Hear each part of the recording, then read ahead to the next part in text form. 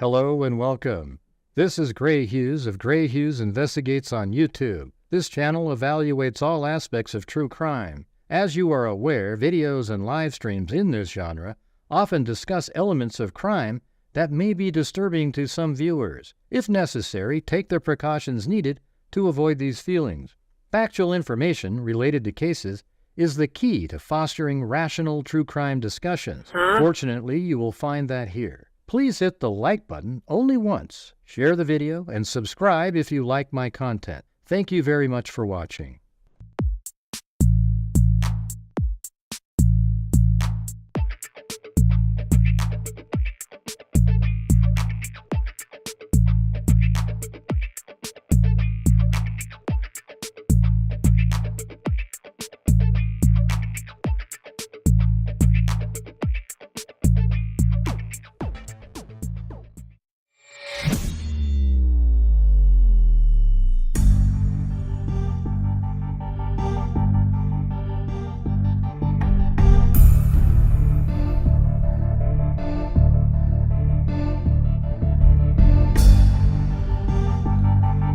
How's it going? Yeah. Hey, Esther, I couldn't really find anything on your relative's murder case from all those years ago. There's a couple newspaper articles. I guess I could just show that. Yeah, if you want, really quick. I mean, that's all there is. It's such a small amount of information. And you'd think there would have been something, but those are the hardest ones to solve. The random homicides. I mean, like a robbery.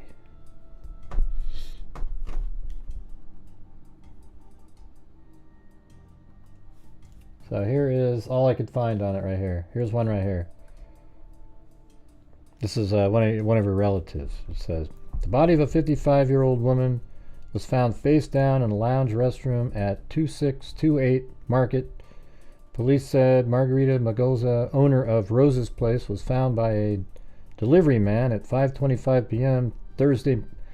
Police were unable to determine the cause of death, and an autopsy will be performed this morning by Dr. William McCormick. According to police, some money in a cash register was missing. The case was turned over to Detective Butch Powell for further investigation. Doesn't sound like Butch did too much after that. Then this one says, police say they believe that a robber beat to death a Galveston lounge owner found dead in a restroom in the bar. The body of Margarita Melgoza, 55, of 4207 Avenue T, was found by a delivery man about 5:30 p.m. Officers said she apparently had opened the lounge for the night. The cash register was open and empty, they said. Investigators said they recovered an object believed to used to beat the woman, but they did not elaborate. And then the last one is this one right here. The Galveston police questioned acquaintances of a Galveston bar owner whose bludgeoned body was found in a restroom of the bar after an apparent robbery. A delivery found the body of Margarita Melgoza, 55, with massive head wounds. Police recorded a bloody hammer from a trash can outside the bar and said about $440 apparently had been taken from the bar. And here's where the bar, or this is where she lived at 4207. You know, so you just sort of get a peer into the life of a case that they didn't, you know, if it, this is one of those cases where likely, given her ethnic background, or whatever you want to call it, it didn't get covered very much. Okay, if this was some blonde housewife or something like that, it'd probably be 24/7, covered every single day. And that's a reality in the true crime world that and this is where the work is right here. It was in this building. I don't know if it looked like that back then, but that's the address of the building. So there you go. That's all there is.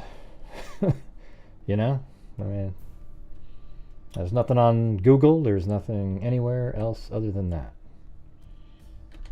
So I was looking into it for Esther. She sent me an email, and I looked around and couldn't find anything. I used 2 different sources. The screen grabs are from somewhere else, and then newspapers.com had the other one.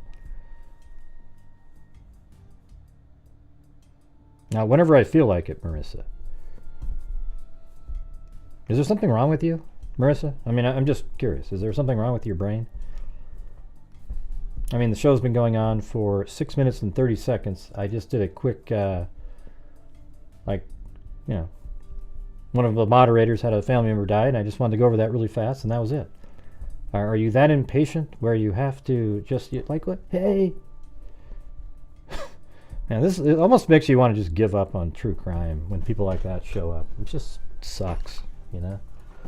And another thing that sucks is, like, you spend all this time making video, make a video, and YouTube just sort of, for unknown reasons, places your video in the algorithm some other place, out of nowhere. Like, I've been doing videos, and then just one day they said, forget it. Garbage.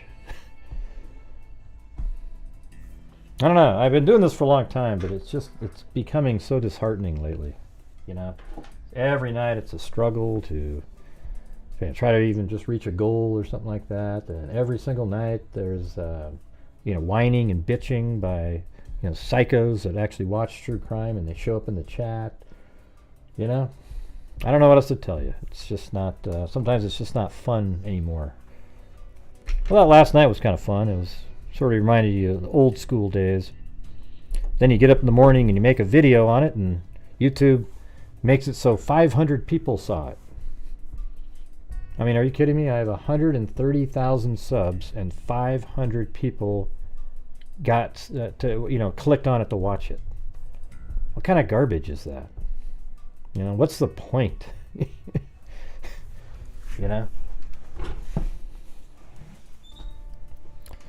Anyways, I had a bunch of stuff that I had in the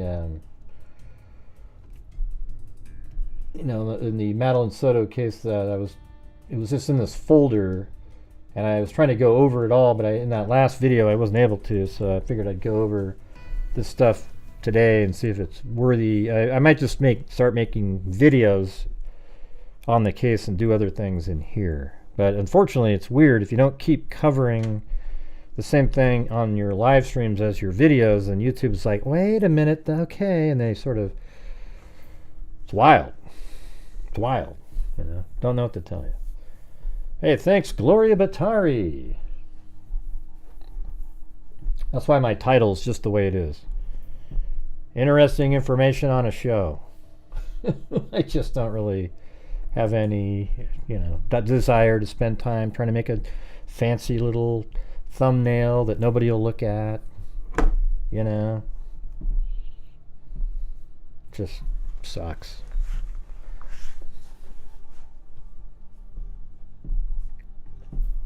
Yeah, well,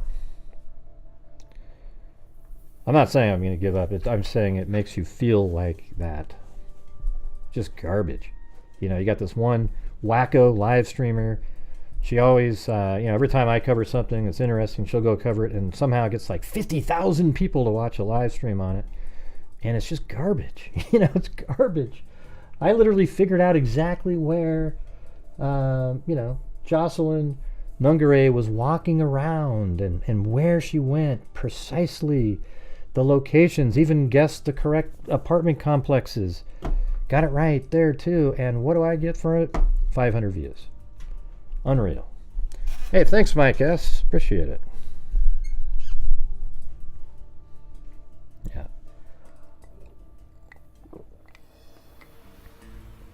Yeah, that was awesome.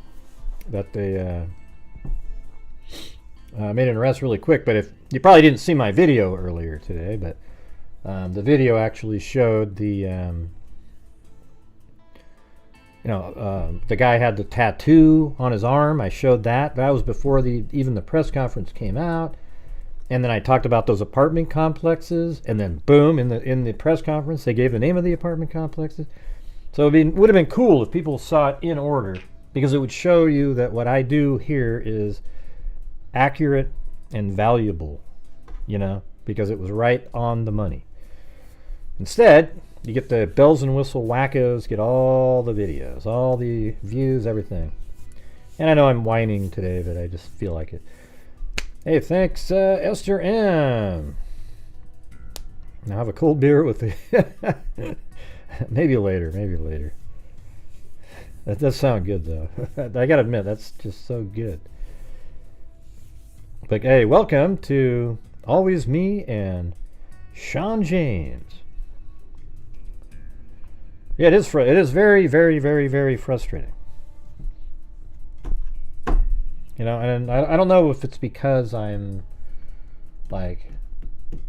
not on the bandwagon for like saying that Jennifer Soto is a monster psycho killer that was, you know, she was actually pimping out her own daughter to some, you know, I don't see it. Yeah, that's right. Yeah, I think I do need to do that. That thing where you have your face in there and you go, "Wah!" Okay, how about this? We'll do something like this. Wah! Yeah, I'll do the JLR bullshit. Hey, look at this. And then we'll make a nice thumbnail out of it. And wow, people will look at it and they'll think it's the greatest thing in the world. Don't you get sick of these idiots that do that shit with their face on there going, what does that even mean, for God's sakes? You ever notice my thumbnails are just really kind of just what it is, right? Freaking stupid. God, gotta be kidding me. So, anyways, yeah, it's nothing to do with Karen Reed, Sandy.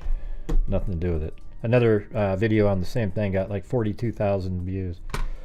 So it has nothing to do with that at all. I know people want to, you know, I mean, I appreciate you looking for an excuse or some kind of reasoning, you know, but even my Madeline Soto video, I made sure it got out in the morning at like 9 and it just went, it's crazy. Absolutely wild. I have no idea.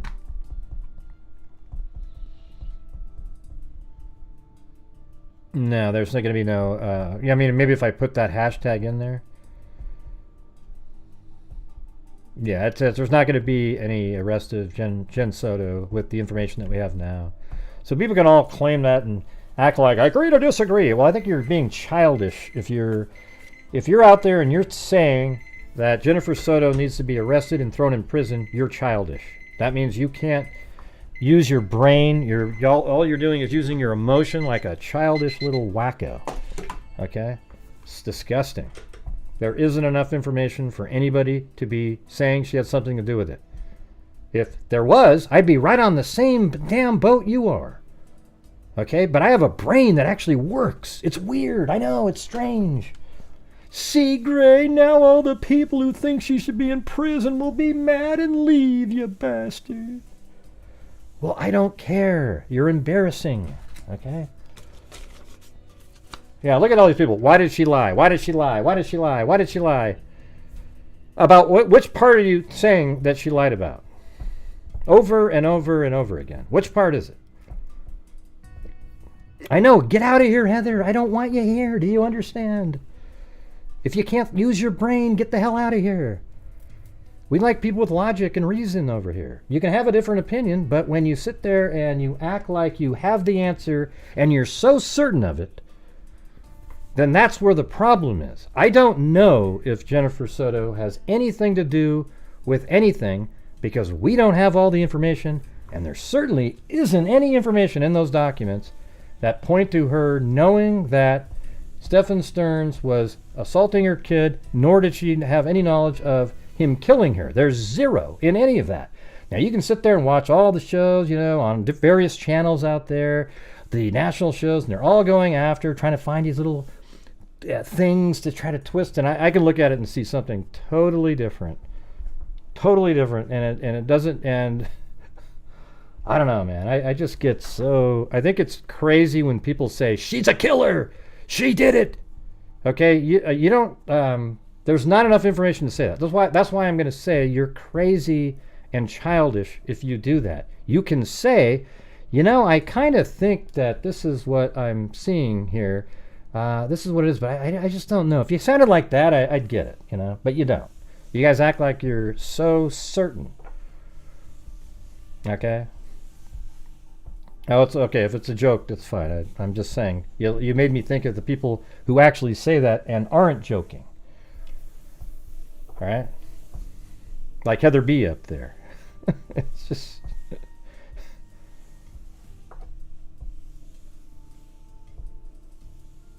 Right. There you go. So you don't know, right? See, that's the thing. I don't care if people have, you know, I don't know, she seems suspicious and give me a reason and, you know, and that's okay. But when you sit there and say she should be charged on this and that, she's been trafficking, what evidence is there that she trafficked her daughter? Because she sent them up to sleep together after they've been together for 7 years, and that's just kind of how it was there in their household. Everybody even knew the grandmother, that people had to sleep with her and stuff. And she trusted Stefan Stearns over all those years. And while it's not ideal, nor does it even seem normal, it was normal to them. And he's the one that made it seem normal. Do you get it? If you put into the equation the behavior of these pedophiles and their techniques, you'd probably understand. Now, for those of you who like the logic and reason on here, if you could help support the channel, I would appreciate it, because we are, we're still trying to work through this month here. I've done better on ad revenue on some videos prior, just not in the last 2 or 3 days. So definitely need your guys' support. As usual, we have 335 people on here, and if you like the logic and reason on here, that's great.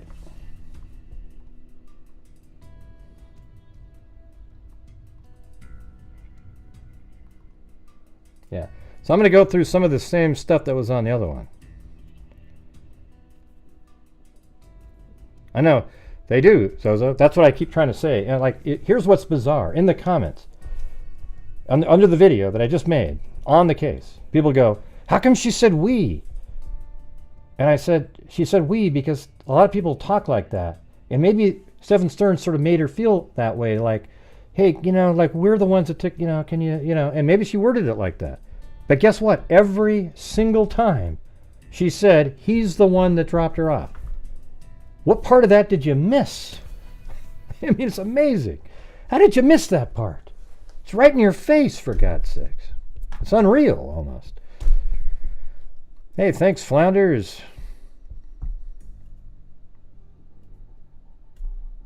Yeah, they should be out. Here, I'm going to go through all this stuff that I have sitting here, and we'll just talk through it. Whatever the hell it is, it is. All right, but definitely need your guys' support on the channel during the live stream. You know, keep the energy flowing. Let me get rid of that because that's not open. I don't think. Yeah. All right. Anyways, so you guys, I had all these things that I put together. I was kind of doing almost what you do on the wall. And thank you. Hey, look at that. The docket. The legend himself. The man that gets all the documents. Very cool. Very cool. Thank you. Hey, look at, so it says right here, let's see. Hey, thanks, Heather B. It says right here, on February 26, 2024, at approximately 8 o'clock in the evening, Maddie was reported missing to the Orange County Sheriff's Office by her mother. So I don't know why it's saying 8 o'clock there, because we know it was much earlier when the first calls came in. Was reported missing to the Orange County Sheriff's Office by her mother, Jennifer. Law enforcement knew it was just Stearns who dropped Maddie off on the first night. So look what the time of this is. February 26th. That's the day Maddie went missing. At 8 o'clock. And then if we go down here, in the same sort of interview when they showed up there, Jennifer, I think, you know what's weird is I think they called it in, but remember when the police showed up on that body camera it was like 7, 50 something, right? Or I don't remember if it was 50 or whatever the last part was, but it was 7 something in the evening when they were there, and I think that's what this is referring to. So it says, Jennifer completed sworn written statement to Orange County deputies to the following. Jennifer stated on February 26th at approximately 8 a.m., so this is the part, she saw Maddie getting ready for school. Jennifer stated Stephen Stearns took her to school and dropped her off close to the school. So what part of that do you guys miss there? Like right there, when you read these documents, and you can see on the 26th, at 8 in the, like in this interview at 8 at night, that she says that Stephen Stearns took her to school and dropped her off close to the school. Law enforcement knew from the very beginning. So even in the interviews when she's saying, yeah, we dropped her off at school, yeah, and then he says, yeah, my boyfriend dropped her off at school. The other time said, I thought I was, Charisma. Thought I was. And then, let's see. He is the greatest at getting documents, so I'll give you that. Let's see, then it's, so it's 8 in the morning is when, she drops her off. But the thing is she's already saying way back then, I mean, at the very beginning, law enforcement already knew, okay? So so who cares what she said in the interviews to the media? Law enforcement had the correct information from the get-go, and in the media, she said we, and then said, well, my boyfriend dropped off, and then another time said my, what was the other thing? She said my partner dropped him off. You remember that? Yeah, so I'm trying to figure out, when you guys are bitching about the we comment, what difference does it make? Because every single time she said we, she said something else.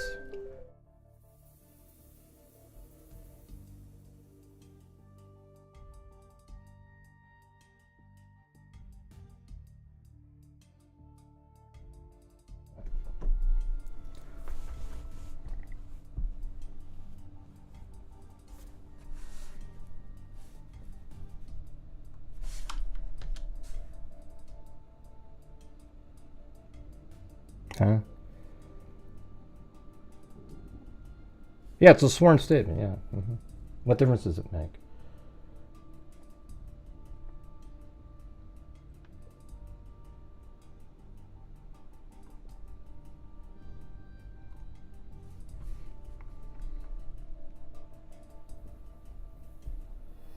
I thought I was, Charisma. I thought I was. You made me feel bad. Maybe not in a legal sense. She was blind. So right here, it's a sworn statement. They don't mean shit. Okay, there's nothing legally binding about them or anything like that in an interview like this. So the thing is, she says she saw. This is what the person who's trying to figure out what this means wrote down. They wrote down. Completed a sworn statement to Orange County deputies the following. Jennifer stated on 2/26/24 at approximately 8 a.m. she saw Maddie getting ready for school. Jennifer stated Stephen Stearns took her to school and dropped her off close to the school. Jennifer said Stephen dropped Maddie off, like, there we go. I mean, twice in one sentence. Dropped off at Town Loop Boulevard between Town Center Boulevard and Hunter's Park Lane. Jennifer said Stephen dropped her off between 8:30 and 8:45. Huh? Who are you talking to, Mona? You guys are confusing.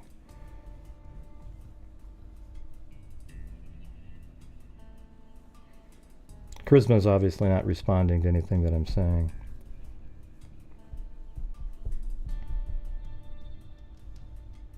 What does that mean, always mean? I mean, now I'm getting confused in the comment sections again. Very strange stuff. What does it mean? Turn away from Maddie. What? Geographically, I am very close to the case. Such a tragedy. I am new to your channel. Yeah, that is a tragedy. You should have been here a long time ago. Right. So the whole part up here where it says, Jennifer stated on 2/26 at approximately 8 a.m. she saw Maddie getting ready for school. Is that really the quote, or is this what this person's saying in here? Okay, is this what this person's saying, or is it a quote? You know, like let's say he's reading it and she said, yeah, I heard him in the kitchen. I heard like something like, yeah, I thought they were in the kitchen getting ready at like 8. And he goes, oh yeah, she saw her getting ready at 8. We don't know what the actual written document says in it.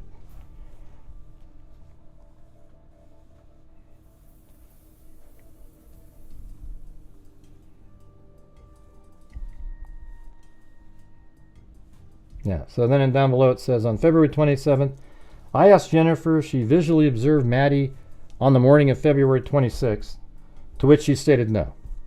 Okay, so I don't know what this sworn statement here is, but like the next day, she's already saying, no, she didn't. I asked if she had heard her, and she stated she heard people in the kitchen, but was not sure if it was her specifically. But she probably said something like, yeah, I thought maybe she was getting ready in the kitchen. Jennifer then stated the last time she had physically seen Maddie was on February 25th, 2024 at 11 p.m. So here she is. I mean, why is this confusing to the people out there? She's already said it twice now that, you know, she didn't see Maddie in that morning. The last time she saw her was 11 o'clock at night, the night before, and she said multiple times that it was Stephen Stearns that dropped her off. See, that's why people shouldn't ever do interviews with the media. Because if those two interviews with the media did not exist, your perception of her would be totally different. You wouldn't have heard any of that at all. You might have noticed that she said 8 in the morning, but then immediately, you know, the next day she's cleared up and, well, I didn't see her 11 o'clock at night.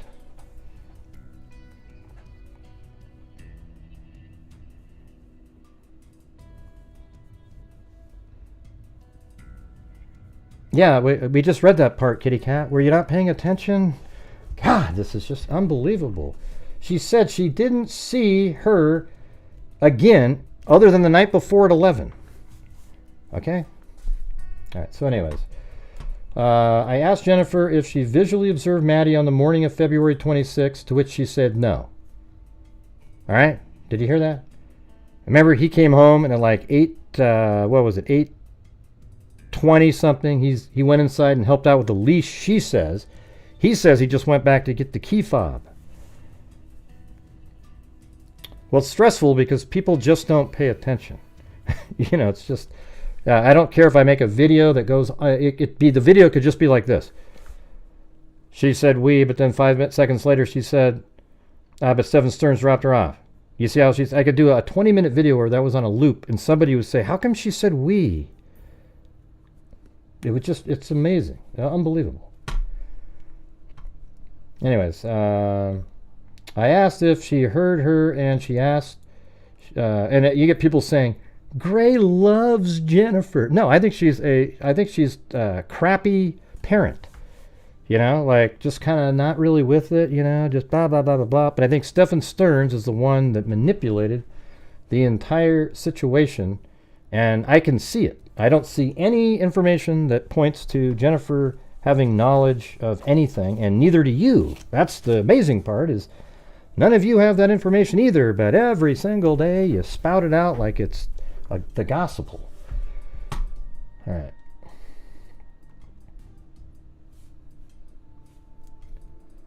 And let's see this one. I asked Jennifer if she visually observed Maddie. That's the same thing. To which she said no. I asked if she had heard her, and she stated she heard people in the kitchen, but was not sure if it was her specifically. Jennifer then stated the last time she had physically seen Maddie was on February 25th, the night of the party, at 11 o'clock when she had sent her to bed.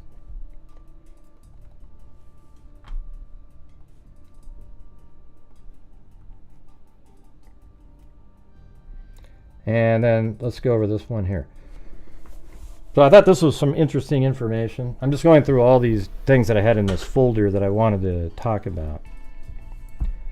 And this is in that video too, but it says at 8:19 hours, the Lincoln sedan appears at the front gate where the driver, Stearns, interacted with a security guard. So, man, I wonder what that security guard was saying. Before being allowed to enter the gate at the front of the complex. Additional video collected from near the rental office, which captured the roundabout, showed the female believed to be Maddie in the same position as the previous video at 7:36. So here, now we know that Maddie was seen 4 times on video. She was seen at 7:36, 7:50, 8:19, and 8:31. She was seen on video in the car all 4 times. And then it says, at 8:19 hours, I think we just read that one. So that says at 8:31 hours, that's when he's leaving after coming home. So at 8:19 is when he was home. So Jennifer is likely remembering that instance when he came home and thought maybe he, heard them in the kitchen or something like that, because at 8:19, that's when he came in and he was looking for the key fob. But obviously that's the same time where Jennifer says he was helping out with the leash on the dog. So she must have given him the dog for a moment and he took the dog outside or something. We don't really know that information because they didn't do any follow-up questions about, like, so did he take the dog out for a walk or anything? I mean, I don't understand the lack of intellectual curiosity when you're interviewing somebody like that.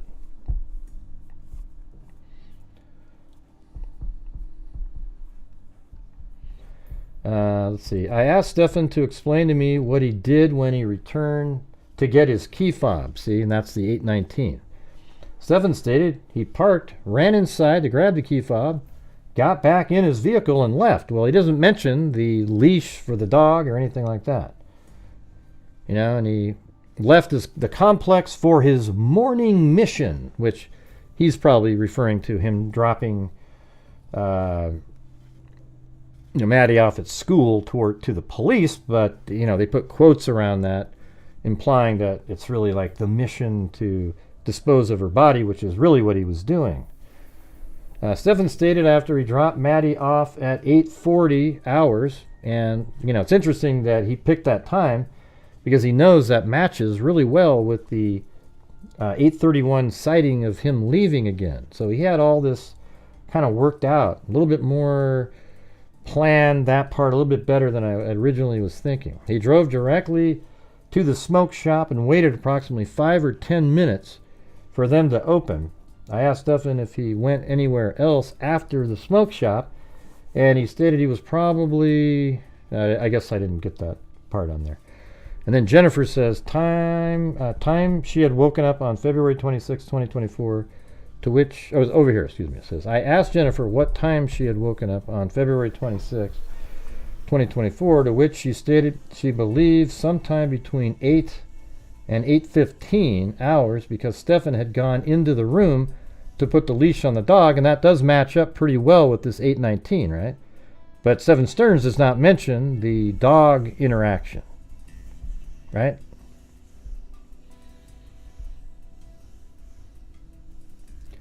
Jennifer got up to assist Stefan with, or Stefan, whatever the hell it is, with placing the leash on the dog because she did not want him to pee on the bed. So I guess, so maybe the dog was on the floor or something. She was laying in the bed and then the dog was going to jump up.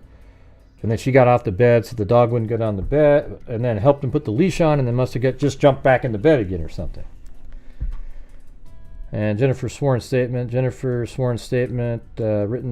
statement to the Orange County deputies to the following. Jennifer stated on 2/26/2024 at 8 a.m. hours she saw Maddie getting ready for school. Jennifer stated Stefan Stearns took her to school and dropped her off close to the school. Jennifer said Stefan dropped Maddie off on Town Loop Boulevard. So that's exactly the same, twice in one sentence. She says Stefan Stearns dropped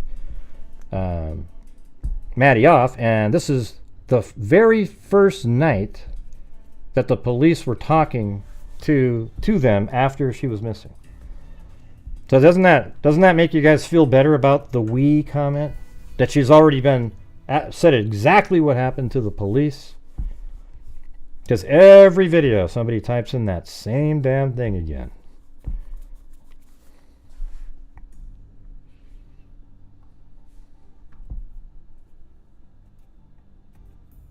That doesn't make any sense, kitty cat. You weren't paying attention yet again. Okay. At 8:31, he leaves the complex. He got home at 8:19. He put the leash on the dog, then or whatever he was doing, and he got his key fob, he claimed. Then at 8:31, he left the complex, seen on camera again, and then he heads out, and at 8:40, he says he dropped her off. Makes complete sense timing-wise. Right? I just went right over that whole thing. Man, no wonder. No wonder. Jesus. So maybe we'll just go over this right here. This whole page, I put it all together. This is Jennifer's first and second interviews, or actually just the first interview, but all put on one page here.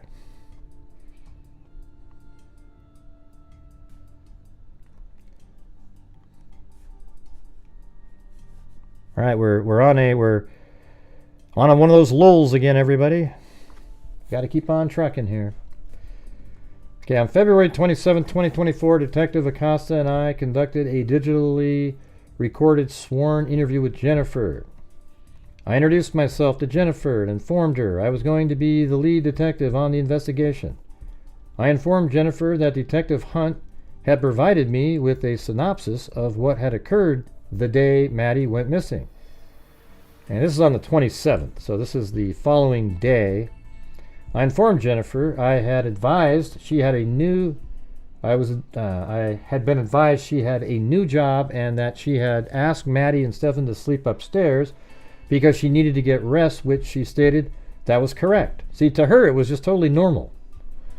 According to Jennifer, Maddie and her had her birthday party on February 25th, 2024, beginning at 3 o'clock and ending at an unknown time. Jennifer had not attended due to being at work.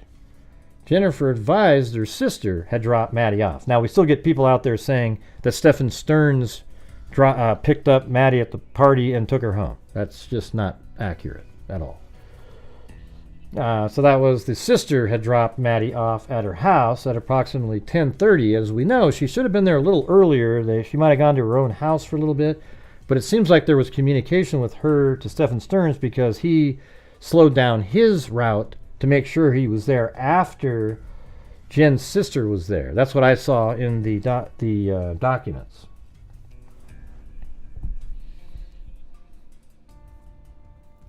Stefan informed Jennifer that Maddie had taken her nighttime medication and was getting ready for bed, which consisted of taking a shower. Thanks, Wendy Van Rokel. So let's see, what is this saying here? Jennifer arrived at, okay, so Stefan informed, so that's her saying, Stefan informed her that Maddie had taken her nighttime medication and was getting ready for bed, which consisted of taking a shower. So maybe she was in the middle of still taking a shower at this point. Or, let's see, Stefan informed Jennifer. So when did he inform that? Was that on a phone call or right when she got home? So then Jennifer arrived at the house from work at 10:30 and sent Maddie and Stefan to bed at approximately 11. I asked Jennifer where Maddie and Stefan slept, and she stated upstairs in bedroom number 4. I mean, does it seem like she's trying to hide something when she's saying that? I mean, what is she... I mean, to me, this seems absolutely truthful, this stuff here, because it sounds ridiculous. Like, who the... I mean, you know, when you think about it, it's like, oh, wow, yeah, I sent him up to bed. That's because in her mind, it seemed normal. But if she was actually trying to hide something, or, you know, come up with a different story, she'd say, I don't know, man. She was sleeping in my room and she just disappeared. She must have escaped in the middle of the night. And by the way, isn't it interesting, just randomly noting this, that the Jocelyn Mungari case is almost identical factually to the Sebastian Rogers.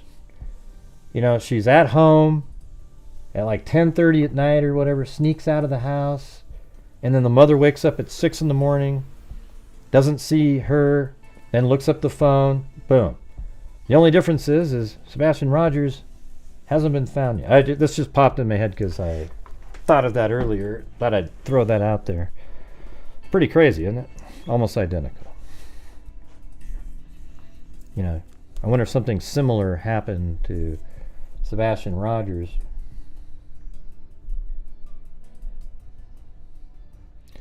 No, they're not always me, 1969. Stephen Stearns is. Are you just being a troll? Always me, 1969? Because every one of your comments seems to be trying to, like, you know, you go out almost overboard like a wacko just to see if somebody's going to respond to something. So if you make another one of those, I'm going to time you out for the rest of the show, okay? All right.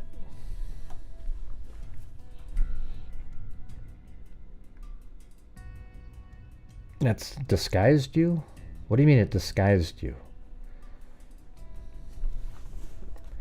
Anyways, so we're down here. Jennifer then stated Maddie had a makeshift room. Okay, so we're down here. So Jennifer heard people in the kitchen, and as far as she knew, are we down into that part yet? Or are we up here? Let's see. I asked Jennifer, yeah, if it was normal. Jennifer advised it usually depended on everyone's schedule the following day, depending on, that would determine where people were sleeping.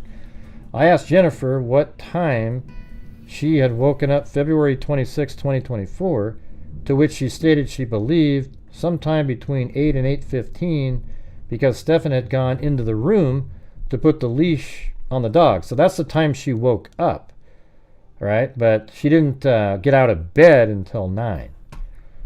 Now, maybe she got up to help put the leash on, then got back in bed. Jennifer, and that makes sense, right? Because he got home at 8:19, right around that exact time. Jennifer heard people in the kitchen, and as far as she knew, Maddie had gone downstairs to get ready for school. Jennifer got up to assist Stephen with placing the leash on the dog because she did not want him to pee on the bed. Jennifer then stated Maddie had a makeshift room in the living room and had a television, a desk, a dresser, and a bed. Maddie only used this room to hang out and would never sleep there. I asked Jennifer if she visually observed Maddie on the morning of February 26, to which she said no. I asked if she had heard her, and she stated she heard people in the kitchen, but was not sure if it was her specifically. Jennifer stated the last time she had physically seen Maddie was on February 25th, 2024 at 11 p.m. When she had sent her to bed. On February 26, 2024, Jennifer got out of bed at approximately 9. See, that's exactly what she said. She woke up at 8 to 8:15, but got out of bed at 9 o'clock and left the residence around 9:30 hours because she had a doctor's appointment scheduled for 10:15 hours. Jennifer returned home between approximately 11 and 11:15. She got home a little later than that, but other than that, her leaving around 9:30, etc. She left a little later than that, so it was like 9:45. So she's just using her memory, right? Oh, she lied. It was really nice. What do you mean lied? Do you guys remember the exact second you leave your house on every single? I mean, nobody does. She's close though, and the timing is irrelevant on this stuff. You know, he's not even at home when she leaves at 9:30. In fact, he's waiting. He's really close to actually putting Madeline's body in the trunk of his vehicle around 9:30. It was around 9:45. You know.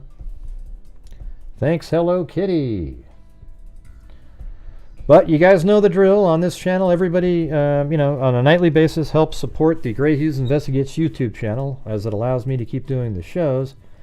And it also, you know, like, that it's an income for my channel, but at the same time I give away a huge portion of the income, as you'll see here in 10 days. All right, we've already given $500 away this month, and I'm hoping to be able to get around, you know, hopefully be able to do 4 or so at the end of the month, total 4,000 total.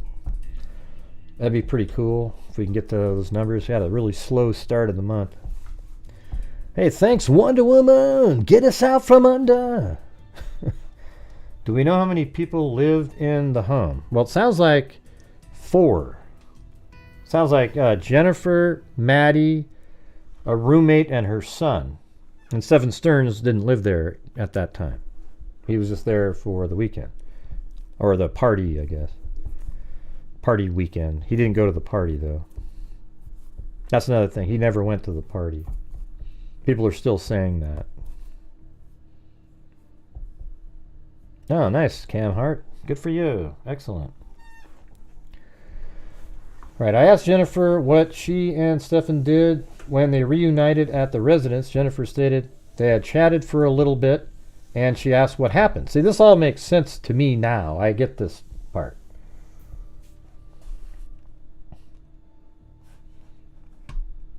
Yeah, so if you look at this, I think this right here, he is at home at 10. All right, so look at, he got home at 10:16. He had already put Maddie in the trunk of his car, and this red here is him at home. That's the home right there. He is home right now. Okay, and right before that, his cell phone was turned off. He left his phone at home. Then when he got home, he turned it on, and then he called her at 10:18. And that's exactly what this is right here. I think it shows up somewhere in the documents down here. But then Jennifer then stated Maddie had a makeshift. We already did that. Where are we at? Right around here. She had a 10:15 appointment, so likely she was in the middle of her appointment when he called. I asked what she meant, and she stated Stefan had called her around 10:18. Look, see that? Doesn't that make sense? So at 10:15, she's over at her doctor's appointment. Stefan Stearns calls her at 10:18. He got home at 10:16, turned the phone on. Are you guys following along here? Come on, naysayers. I need all the people that are just don't get it to pay attention, all right? Because they don't really listen. They have tunnel hearing. Tunnel hearing. They have tunnel hearing. The new word developed by Grant Hughes Investigates. Tunnel hearing. You hear what you want to hear, not what is actually said. I love that. I think we're going to have to incorporate that one, and you must have tunnel hearing. So again, let's go back to that image that we were just showing. Gosh, this guy's so arrogant, man. He just thinks he... Look, I'm just telling you what the reality is. You can sit there and pretend all you want. Right, here he is. Look at it, 10:16 to 10:44. He's sitting at home. Now he's at home with the cell phone on. And just before that, you see his car heading in this direction. Then 10:16, he turns it on. 10:18, he calls her up and says, probably said something like, hey, you know, I don't know, she didn't really go to McDonald's, you know, and then she said, what happened? That's when she talked to him when she got home. Right? So right here it said, when you reunited, she said what happened, because on that short call, she probably said, hey, I'm at the doctor's appointment, can you tell me later? But she already knew something about the McDonald's, right? So I asked what she meant, and she stated Stefan had called her earlier at 10:18 to let her know he and Maddie had not gone to McDonald's as planned. According to Jennifer, Maddie and Stefan had planned to leave early and have a special breakfast at McDonald's, and he would then drop her off at school early because she wanted to arrive early. That's what they were supposed to do. But he goes, oh yeah, we didn't go to McDonald's, you know. Stefan told Jennifer that on the way to school, Maddie was very sleepy. Man, that's creepy that he's telling her that, because he's wondering if maybe she'll end up seeing some surveillance footage. Was very sleepy and she wanted to sleep. Or maybe he's just testing how it sounds to say it to somebody. And wanted to sleep, not get McDonald's, and just wanted to get dropped off. He also wanted to let her know he left his phone at home. See, there you go. And he got home at 10:16. He turns it on, calls her at 10:18. This is all. Doesn't that make sense, everybody? He left the phone at home by accident and had gone to the vape shop, but had not opened.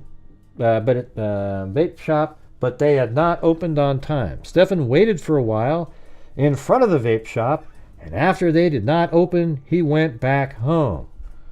After hanging out with Jennifer for a while, Stefan left again to go to the vape shop, but that's not why he left again. He left again to dump her body, because he left at 12:45 or so. Huh. To get what he needed. Jennifer then asked if I wanted the name of the vape shop because she believed it might be helpful if I wanted to look at surveillance. I mean, wow, she's actually helping them with the name of the vape shop to prove Stefan Stern. She's likely suspicious of him at this time on the 27th. I then told Jennifer I was advised at some point Stefan had gotten a flat tire, so he told her that.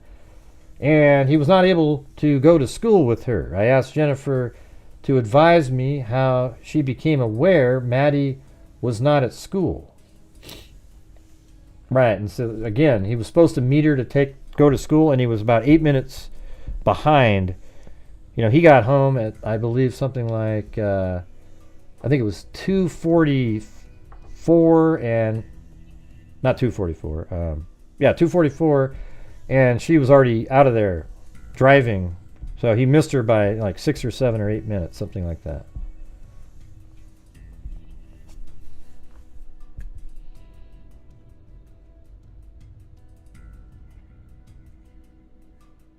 Were you here last night, Nana? We covered a completely different case. Two or three different ones. But you must have missed it, Nana. Where do these people come from? You ever notice the people who get the free memberships, they're always like, you know, I don't know. She never saw her getting ready for school. Right. Let's see. After hanging out with Jennifer for a while, Stefan left again to go to the vape shop to get what he needed. Jennifer then asked if I wanted the name of the vape shop because she believed it might be helpful if I wanted to look at surveillance. Okay. Well, it's Soto case, you know, so you got to word it differently than that. You might say Stekan Jennifer, you know, that would make more sense. Soto's her last name too, Maddie's. I then told Jennifer I was advised at some point Stefan had gotten a flat tire and he was not able to go to school with her. And in his statement, he says how he was upset that you know, he called her to apologize profusely that he couldn't be with her to pick up Maddie, which seems kind of just overboard on his part. But she waited probably a few minutes and then just took off, you know. Thank you, Claudia Neubauer. I asked Jennifer to advise me how she became aware Maddie was not at school. Jennifer stated she normally left her residence at approximately 2:30, and that's close. She left at like 2:40 something, and waited about an hour for her to get out before the bell rang. You know, maybe she could just sit there and chill out. You know, Maddie was not at school. Jennifer stated she normally left her residence at approximately 2:30 hours and waited about an hour. Yeah, forget it, before the bell rang. Jennifer waited the entire time, and when the bell rang, she noticed Maddie was not one of the first to come out like she normally was. Jennifer then realized she was holding up the parents' line at approximately 6:10 hours. Jennifer drove away. I mean, this all fits the surveillance, the cell tower pinging absolutely perfectly. Everything. All right, did you guys watch the show that this is all, like, it's almost unbelievable? It's just perfect. So it's not like minute accurate, but like, you know, within 5-6 minutes of what she's saying is what actually happened.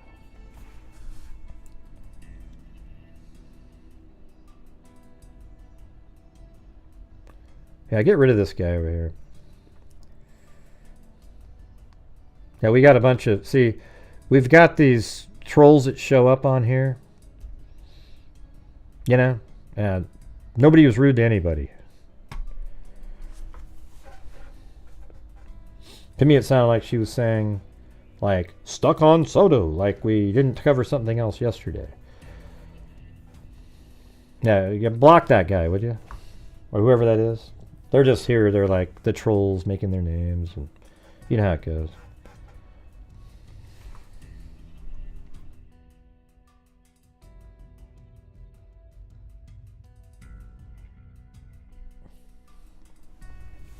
What was the good question? I don't see one.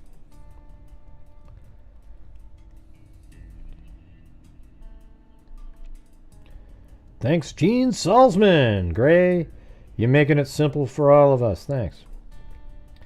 Yeah, I mean, I'm trying. Here's the thing, everybody. I think There's nothing in Jennifer's statement. The only thing that's a little off is the 8 o'clock sighting comment. Other than that, everything she says is absolutely consistent with the digital data that's out there. Okay? That's why I'm not going to throw her under the bus until something else comes out. That if they say, oh my God, she was complicit, she did this, and she had knowledge, I mean, I'll just change on a dime. Doesn't bother me to do that. There's nothing now, and I think it's really disturbing how easily people are persuaded by the masses. You know, pretty weird, actually. Great, you're making it simple. All right.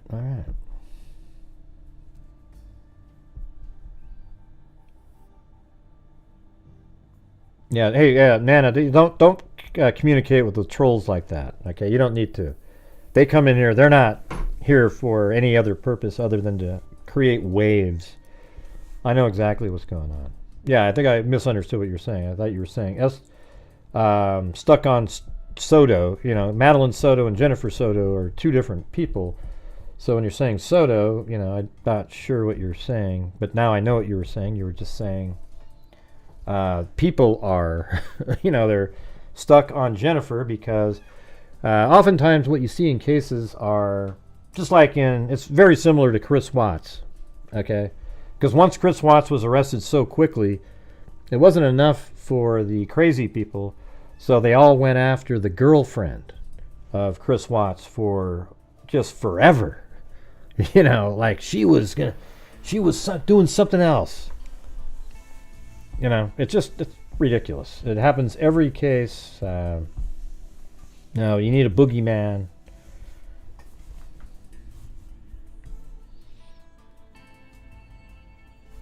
All right, so let's just keep going here. After Stephen heard Maddie did not show up, he went to Jen's mom's office. Okay, I think where were we? Right around in this area. So at about 4:30, Jennifer knew Maddie should have reached mom's office.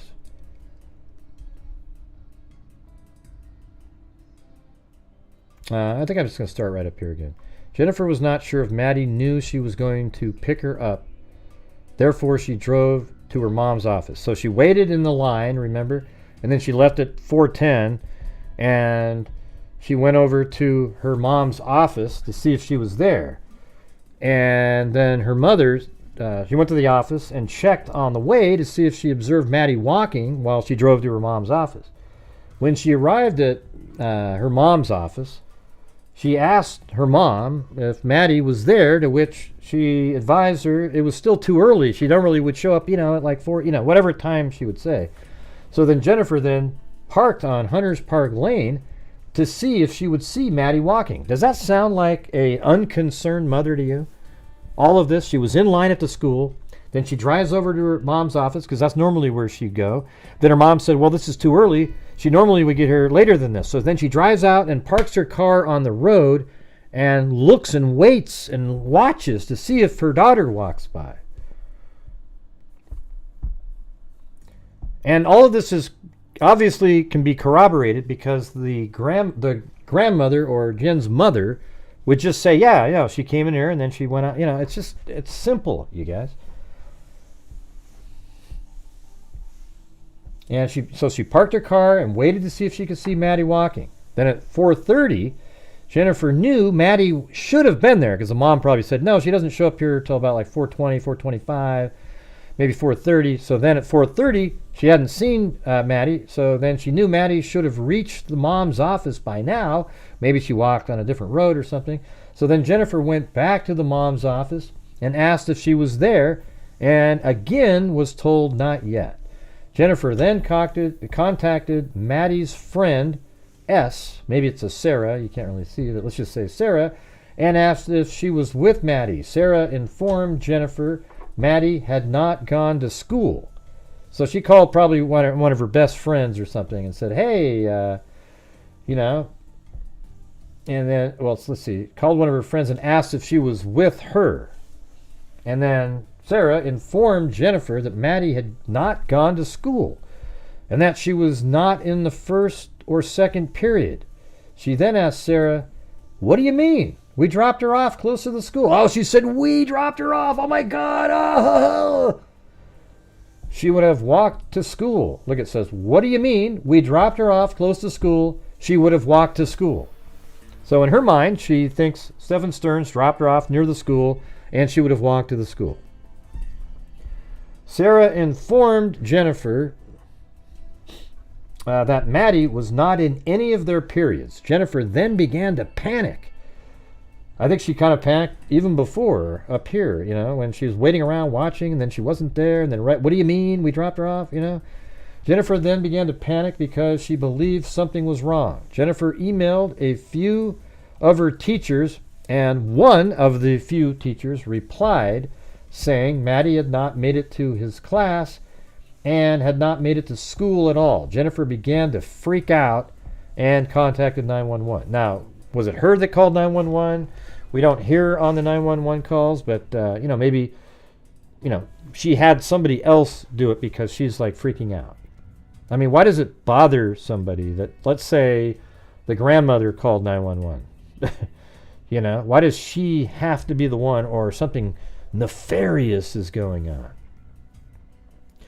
Yeah, she did, Cindy. She said here she normally waits like an hour. Did you miss that part?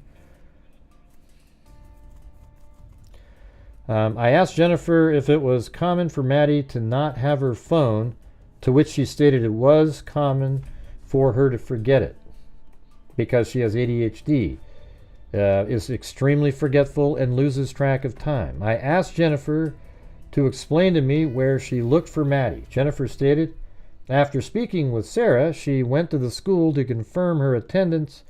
However, it was already closed. Jennifer backtracked and drove to Mom's office.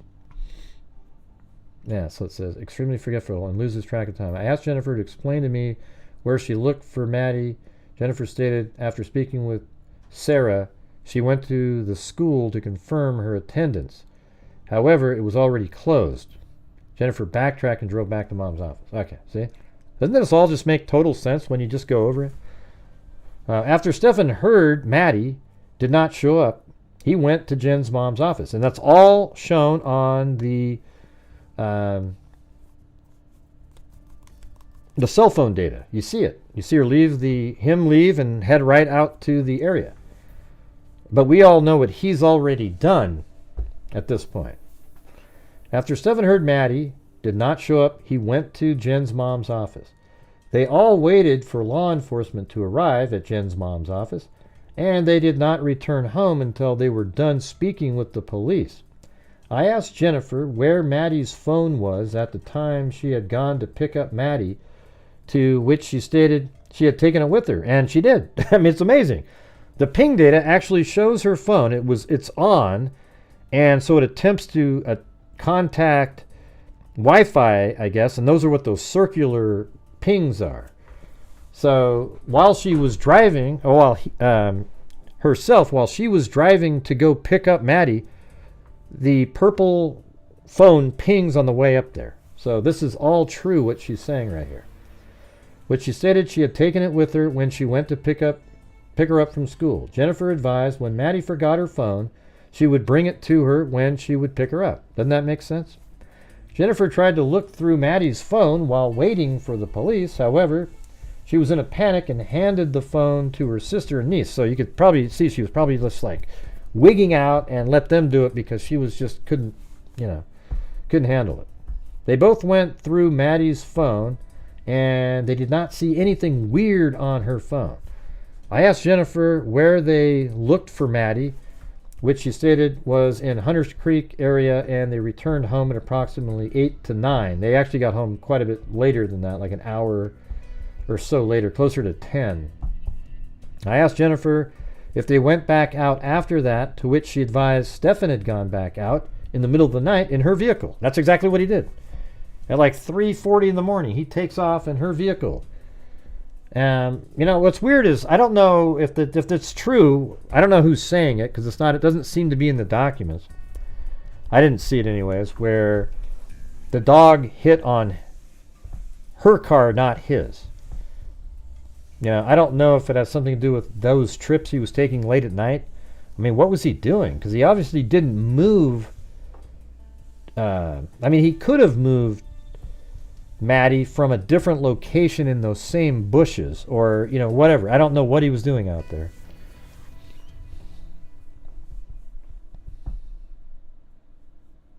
No, D. Crawford. I'm just, you know what I'm actually wondering, though, is Jennifer Soto an actual alien from a planet and a star system, Alpha Centauri, you know? And I'm just wondering if she happened to be sent over here, and then, I mean, people just have so many just random shit questions. It's wild. Charges are upgraded as evidence support the bigger charges. All right, you guys, we're on one of those lulls again. Let's see if we can get those numbers rolling up tonight. That would be great. Thank you. A different Soto system. Hey, wait, say it again. Say it again. All right, Nana Zappoli said, as in a different Soto system. There we go. There we go. That was pretty good. Hyoid Boyne. I asked, I explained to Jennifer her residence was going to be secured and everyone was going to have to stay somewhere else for the night. I also explained Stefan's car would be towed to the sheriff's office for processing because Maddie was last seen in Stefan's car. I mean, so people out there, what they're saying is that Jennifer actually pimped out Maddie to Soto. I mean, not Soto, to Stefan Stearns. Does that even sound like reasonable at all, given what we know here? Like, you know.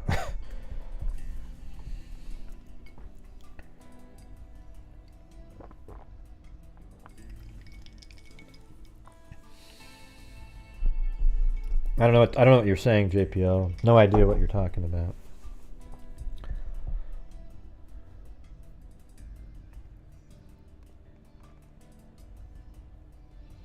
Yeah, we know it's an ongoing investigation, JPL. Could you be a little bit politer, though, when you make a comment? You sound really rude the way you type stuff in. Let's see. Yeah, we all know that the 8 in the morning, I've said since the... Who said before anybody else on any channels or anywhere that the 8 in the morning comment is the comment that is her hardest thing to explain? Everything else makes complete sense, okay? Everything else. That one is like, okay, did she just throw a little something in there to help Stefan out a little bit, even though she knew it wasn't true, but he needed to help her because she believed him, and she was the irresponsible one who slept in, but he was doing something for her, so he made her feel guilty. Yeah. And what do you mean the interview on TV? What does that even mean?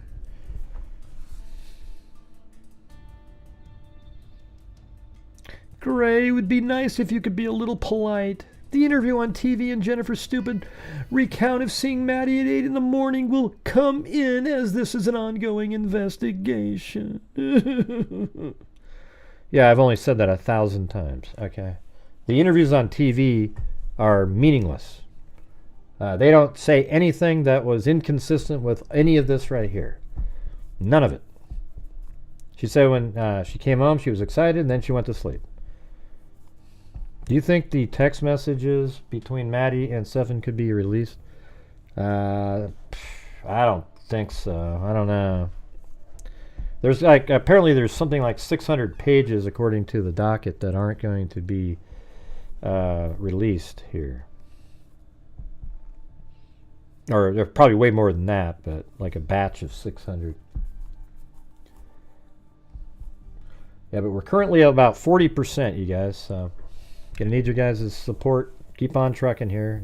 Instead of having me ask over and over again, if we could just kind of keep the ball rolling during the show, that'd be absolutely fantastic. Now, Stefan Stearns is a liar. We have no evidence that Jennifer Stearns is a liar, or Jennifer Soto, other than her 8 o'clock in the morning. That's the only statement that we don't know if it's a lie or the person reading her sworn statement, had, interpreted it differently, because it's not quotes. That's not a quote from her in there.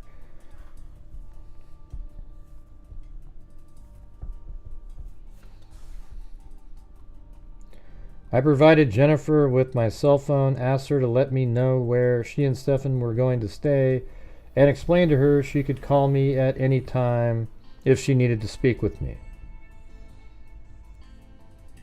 And he also said that Stefan's car would be towed. And I guess she didn't even know about that car. I remember reading that she was like, she didn't recognize the vehicle because that was Stefan Stern's dad's car. Those are the things that makes this seem, there's the premeditated value, or like information that makes you think. Because he takes his dad's car and apparently his dad's cell phone on this trip. Why did he do that? Did he think maybe this was going to happen? I don't know.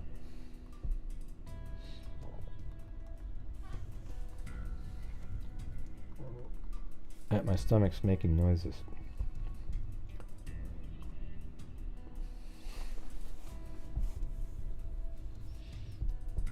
Yeah, and it was close in time when he came home too. It's 8:19 he came home, 8 in the morning is close to that time. Something about that time, who knows what she said. But people are making such an incredible, huge deal over something that's relatively meaningless. What does it mean to you? It doesn't help anybody. The surveillance footage, he's still driving. He's driving around at 8:31, and if she said she saw her at 10, that might mean something. But he's driving around with her in the car, etc.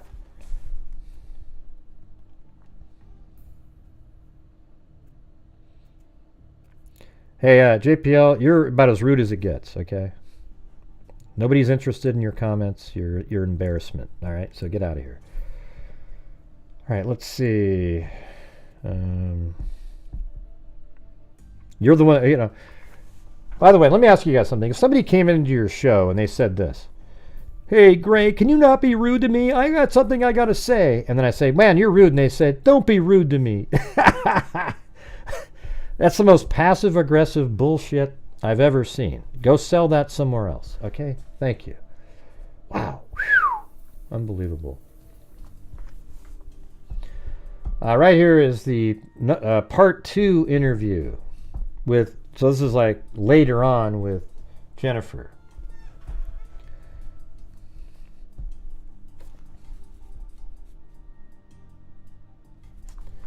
I completed a second interview with Jennifer for the purpose of clarifying certain information which was collected throughout the course of the day. I presented Jennifer a still photograph from the video which captured by camera on the church at 13502 Town Loop Boulevard and asked her if she was able to recognize the car or Maddie. That's the church video. Hey, thanks, Feral AFA. Appreciate it. Jennifer stated she did not recognize the vehicle, however, the individual seen... Oh, so I misunderstood this before. So this one right here is just her talking about the person on the video at the church.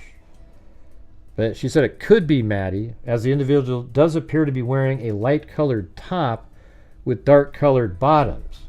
So that's what she thought she was wearing, but Maddie was actually wearing green and blue. However, no further identifying features were seen.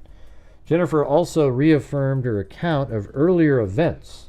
Maddie and Jennifer used to go hiking in the St. Cloud area. That's where Stefan Stearns put Maddie's body.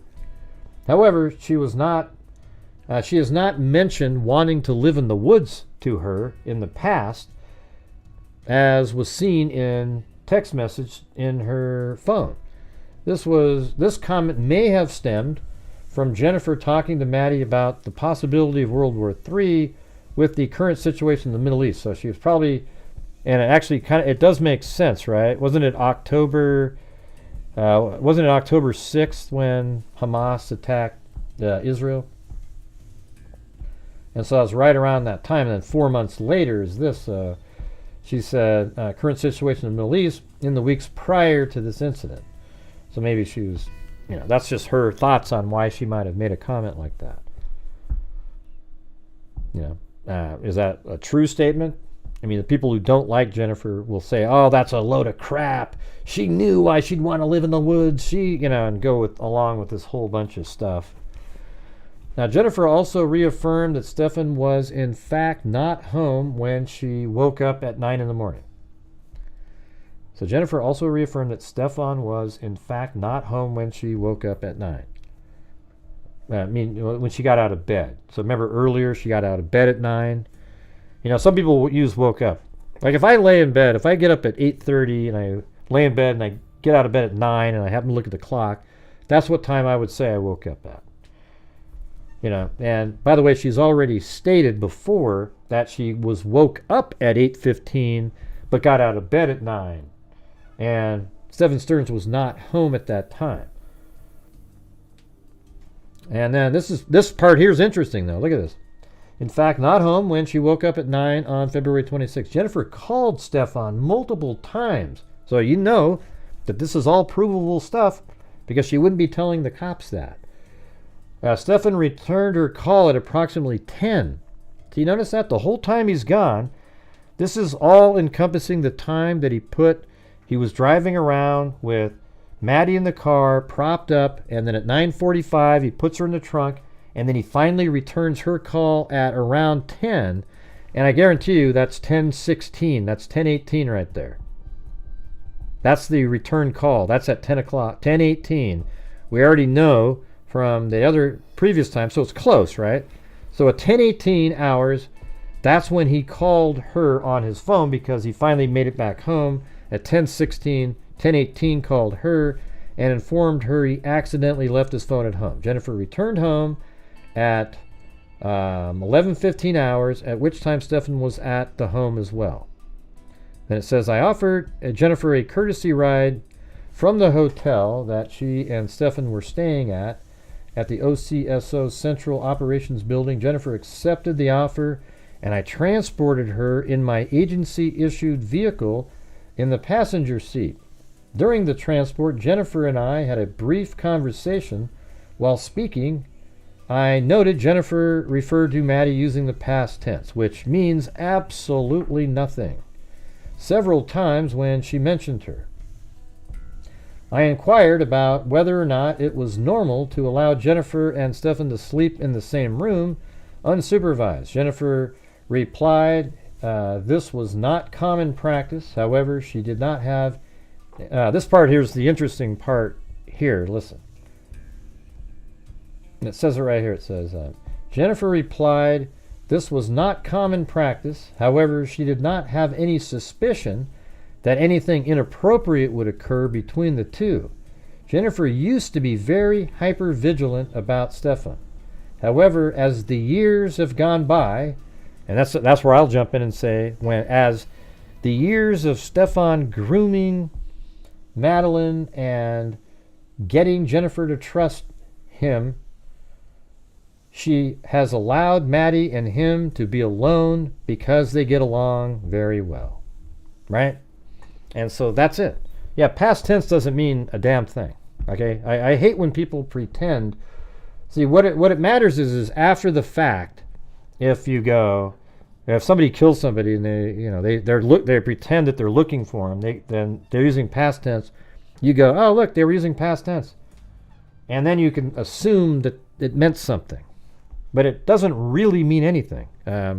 Because I've seen, put a 1 if you've seen cases out there where just random parents, when they have a missing child, will use past tense.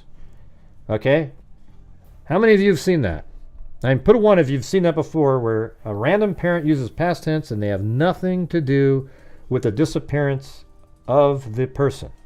It's so common, it's almost ridiculous. It shouldn't be used ever again by these, quote, body language experts.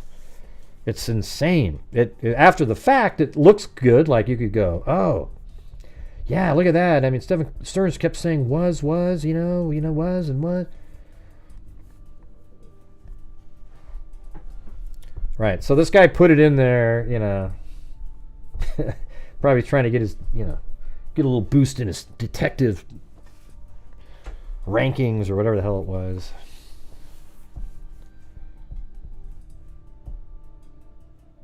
Yeah, Shane. Yeah, there you go. Remember all those super sleuths out there on that guy?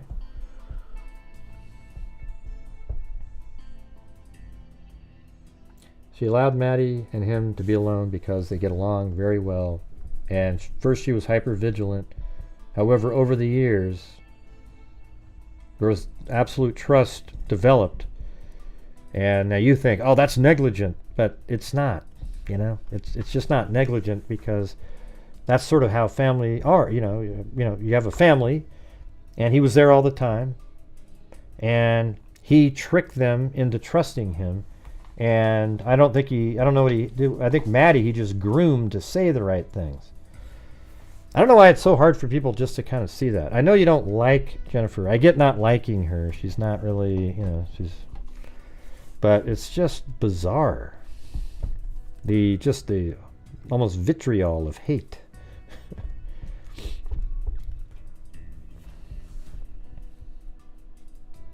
But everybody's, everybody can have their own. Here's what I want. I wish people would just say this. I think Jennifer has some other to do with it, and here's why. But I'm not 100% certain. It's just when people jump in with these direct statements of fact that Jennifer Soto is guilty of, trafficking or some other thing, and they just say it so like they're just certain. And I'm telling you, there's no way you can be certain based on the information that we have here. Now, people can say whatever the hell they want. I just don't respect that at all. I think it's just ridiculous. Now, it's different when you're talking about like Richard Allen or Koberger, because they've been arrested and have no bail and have probable cause documents that box them in. So you can have a different type of conversation about those guys. But this has nothing. There is nothing. In fact, her name's blacked out in these documents because it's not about her.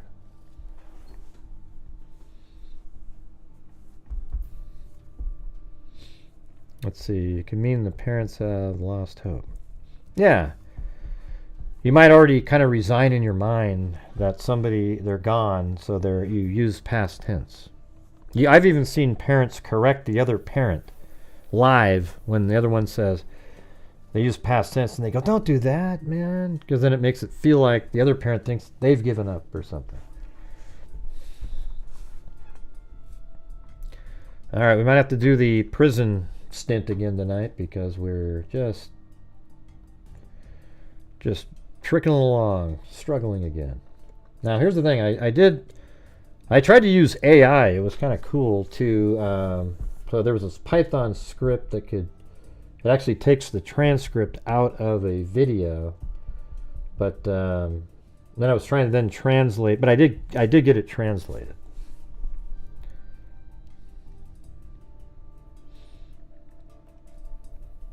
Yeah, and animals are smarter than you, Scarlett. Isn't that weird? I think there's crows that are smarter than you out there. The abuse goes back to 8-year-old for Miss Mom. Obviously wasn't very attentive. Right, but what kind of abuse was it when she was 8? Was it a different level? And by the way, I was reading through the documents.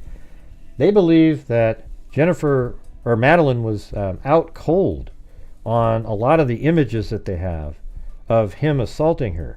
So I don't know if he was drugging her. What if that's what kind of happened here? Is that when he was drugging her for all those times, and she, I don't know if she was aware, Jennifer, or, Madeline, of what was happening to her, and then maybe there was a time where she kind of like caught him, and wasn't out as much, and then was like, I'm going to say something, and then, because that's what all those pictures are. It was weird. Almost every one of them said that she appeared to be sleeping.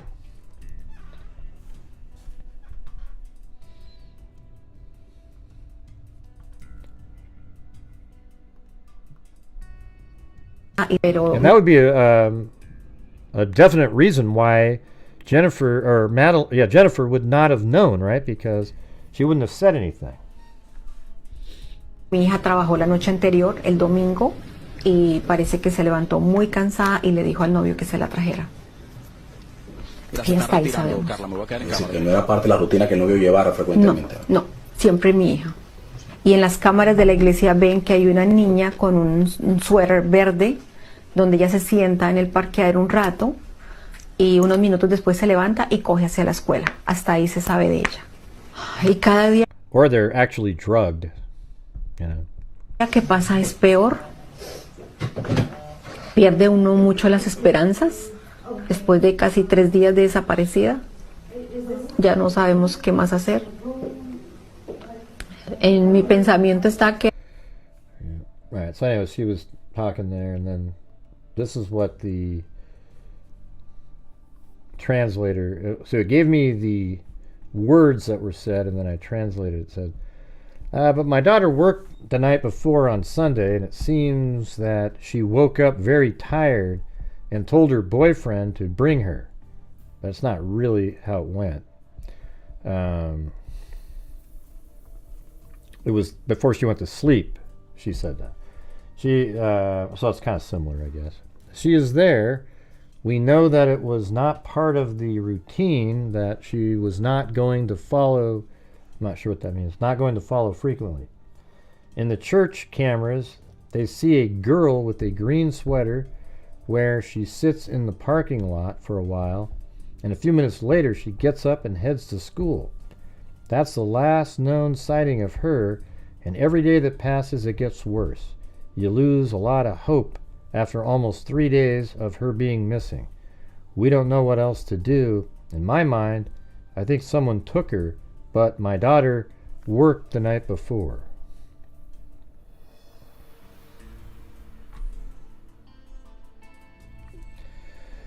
All right, guys, how do we get things rolling here? Right, we're gonna need to get some more support for the channel tonight. Just absolutely frozen again. So you guys know how it works on here. Every night the freaks help support the channel, allows us to do all the great things that we do.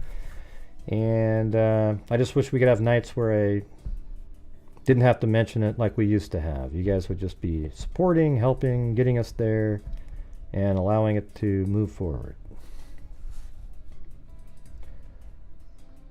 And if you think I do a good job here, at least finding and putting stuff together, I could use your help. Now the bots don't do anything. You know, I've tried it. They don't help either. I could try turning one back on again, but they don't do anything.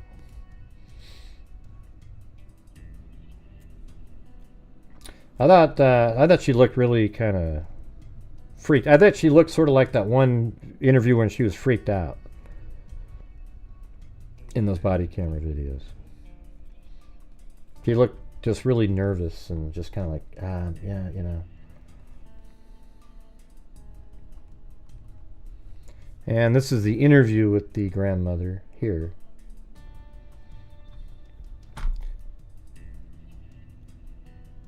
I just hope what I just said didn't fall on deaf ears yet again.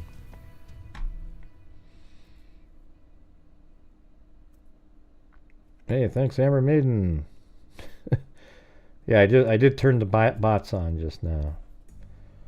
Thanks, Linda Howell, as in Linda Molden Howe of the Cattle Mutilations and Crop Circles. Oh, and there's Cheryl Bullock again.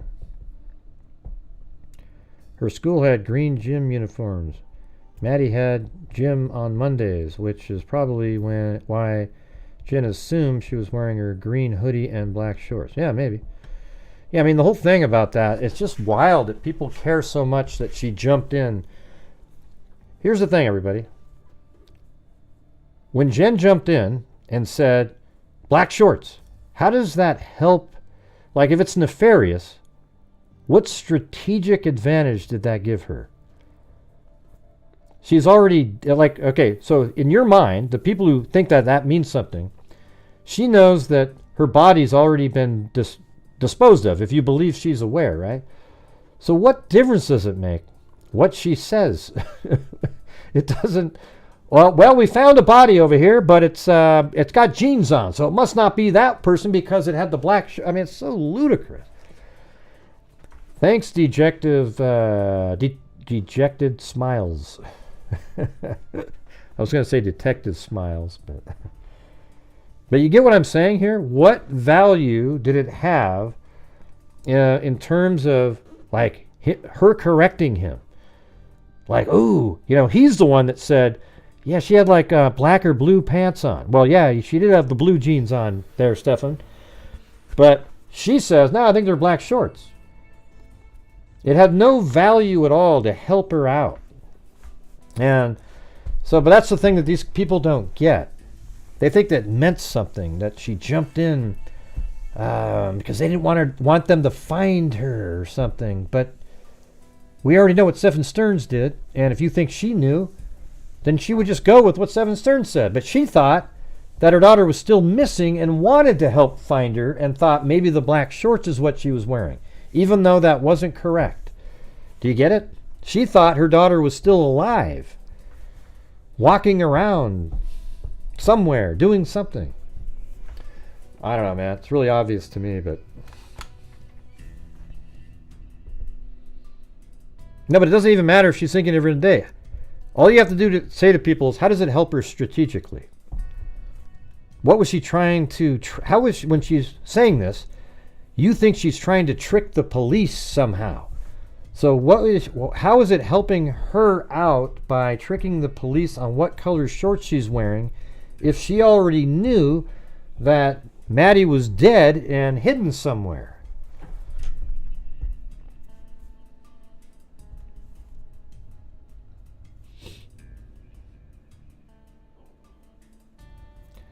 Hey, thanks, Feral AFA.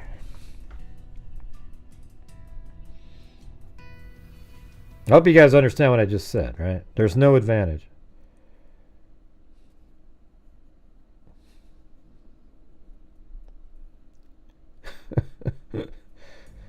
Oh, jeez. Somebody blocked that guy there. Isn't that just sick that somebody would even think of something like that when they come in here?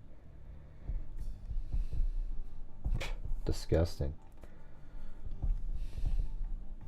No, but do you see what the troll wrote, though? I mean, it's just absolutely, like, disgusting mind to say something like that.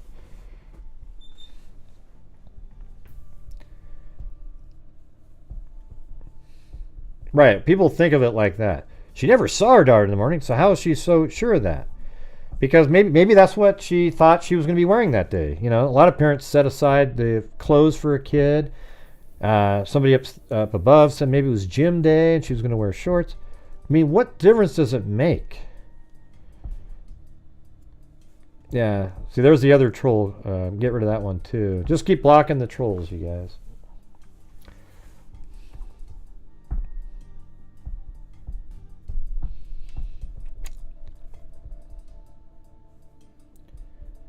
But wouldn't it be interesting, though? Why don't the detectives ask her those questions?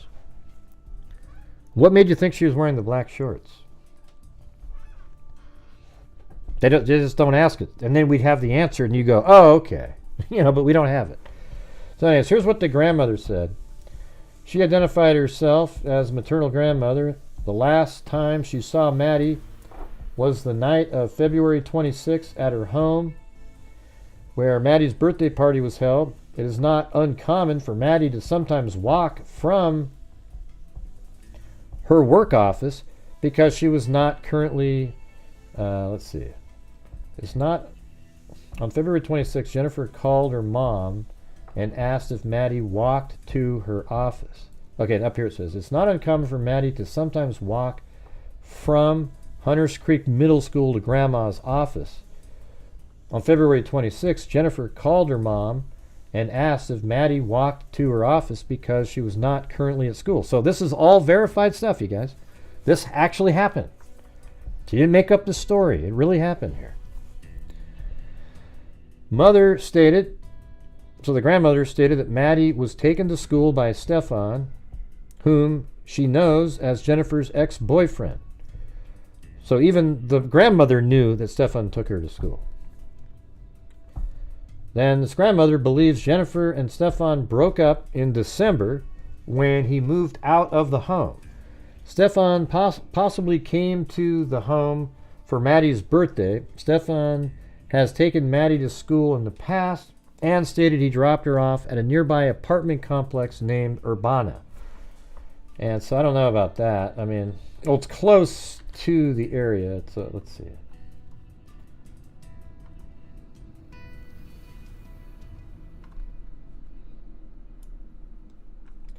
Yeah, I think Urbana is like, yeah, it's right here.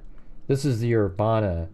So he said he dropped her off right there. I mean, it's close, but it's not exactly the same spot that he took the cop to.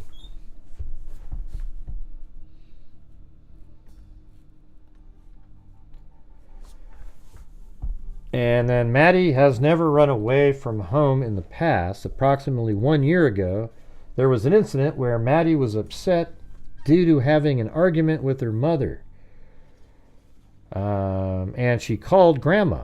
At that time, Grandma explained she was walking around the neighborhood due to being angry. However, she soon went back home after being told to do so by either Jennifer or the grandmother. I don't know. Though Grandma did not have any articulable concerns for Stefan or Jennifer, she stated that she does not like Stefan. That's it. But she didn't know, she just doesn't like him. There wasn't a reason like, I didn't like the way he looked at so-and-so or anything. You know what I'm saying?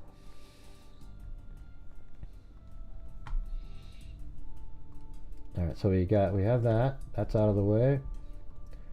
And now let's take a look. Here's the video right here. We dropped her off at school, close to school. I wasn't the one who took her to school in the morning. That was my partner. But yeah. Monday morning, we took her to school. We dropped her off close to school, across the street from a church, which is it's right next to the school, and walked to school, what we thought walked to school. My boyfriend who drove her to school drove away at that point. So my daughter... Yeah, I mean, it couldn't be more clear both times. She actually said, maybe that's just how they refer to it, like a we is a family unit or something. Who the hell knows? Daughter was dropped off close... See, in this interview here, she looks more to me like that other interview where she's all kind of worked up in. But yeah, I mean, she's able to speak and everything. To school this morning, but never made it. I went to pick her up from school. Possibly, I don't know. She got dropped off. She was like, so she's embarrassed by his car. So she didn't want to be dropped off at school. She wanted to be dropped off like half a block away so she can walk. It's an interesting. She's in a phase. She's in a phase. He tried to get the cop to laugh a little bit.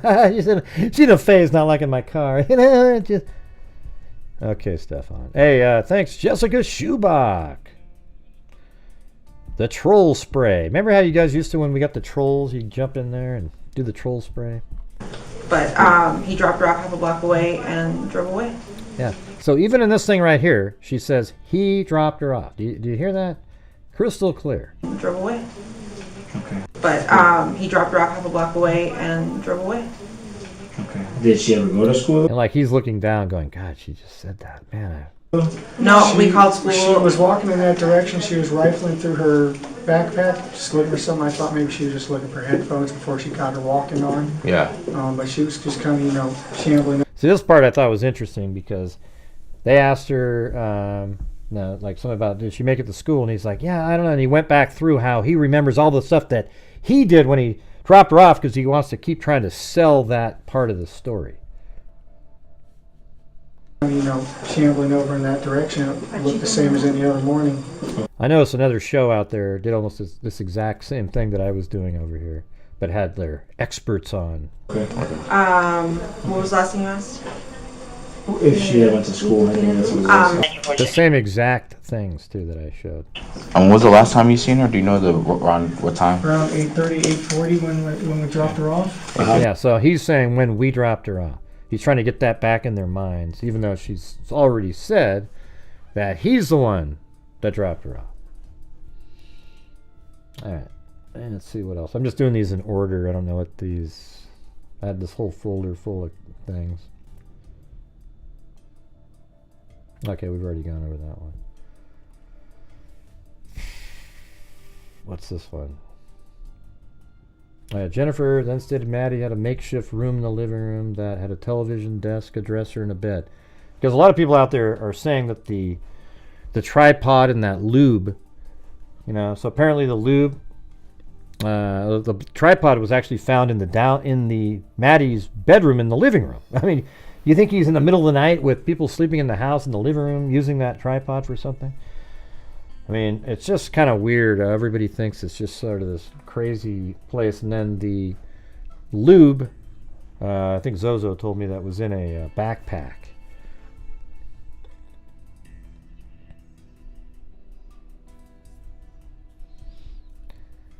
Oh, boy. Yeah. Okay, all right.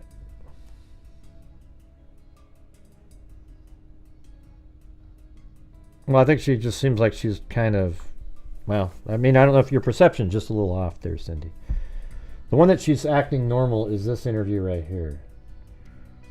This one. Let's see.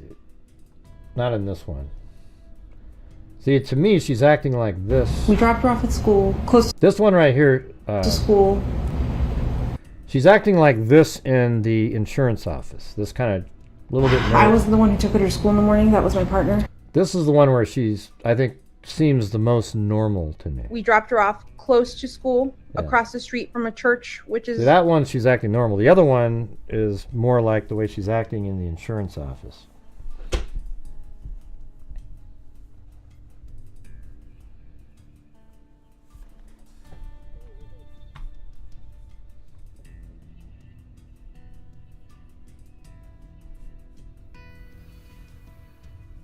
Right, we already know about the autopsy. It's not going to be released.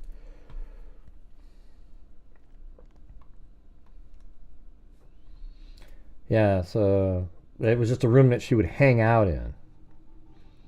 And she would never sleep there because she'd want to sleep with her mom, or, you know, I guess if Stefan was there, she'd sleep with him sometime. Or all three would sleep in the same room. Jennifer then stated Maddie had a okay, we already did that. I think it's this one is one I was trying to open up right there.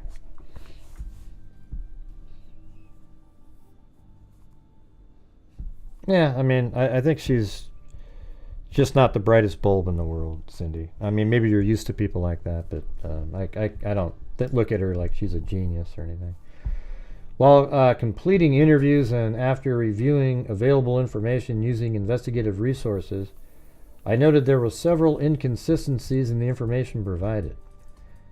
See, Jennifer originally provided to Deputy Joseph that she last saw Maddie on the morning of February 26, 2024, getting ready for school at approximately 8 a.m. In my interview with her, she stated she last saw Maddie on the night of February 25th at approximately 11. Right. And only possibly heard her the next morning. So they're, you know, obviously they're noticing the same discrepancy, that one thing. And I've said since the beginning, the 8 o'clock comment is the one that'll, you know, it's the most troubling of any of them. But it doesn't necessarily mean anything. Could just be that she was trying to, he might have even told her, hey, listen, can you just say that you saw her that morning? Because they're going to think that I did something to her. But if you say that you saw her, then they'll, you know. She might have said it once, but she immediately, within the next day, said she didn't see her. Okay? She corrected it on her own. And, you know, that should mean something to people. Stefan stated he returned to the home at 10 a.m. on February 26th and spent time with Jennifer who was walking up at the time. Jennifer provided a different account. Yeah, that's one of the things that isn't accurate, is that Jennifer said that he was home when she got home, but that's not how it was. I think, hell, I have to go relook at that. Let's see. Who was waking up at the time. Jennifer provided a different account stating she was already out of the home at 9:30 and was called by Stefan at 10. Yeah, but hers is accurate on this one. She was, and it actually matches. It's not 100% like she left at 9:40 something. He got home. Wait, hold on. Yeah, she left the apartment like at 9:40, 9:50 to go to get her to her doctor's appointment.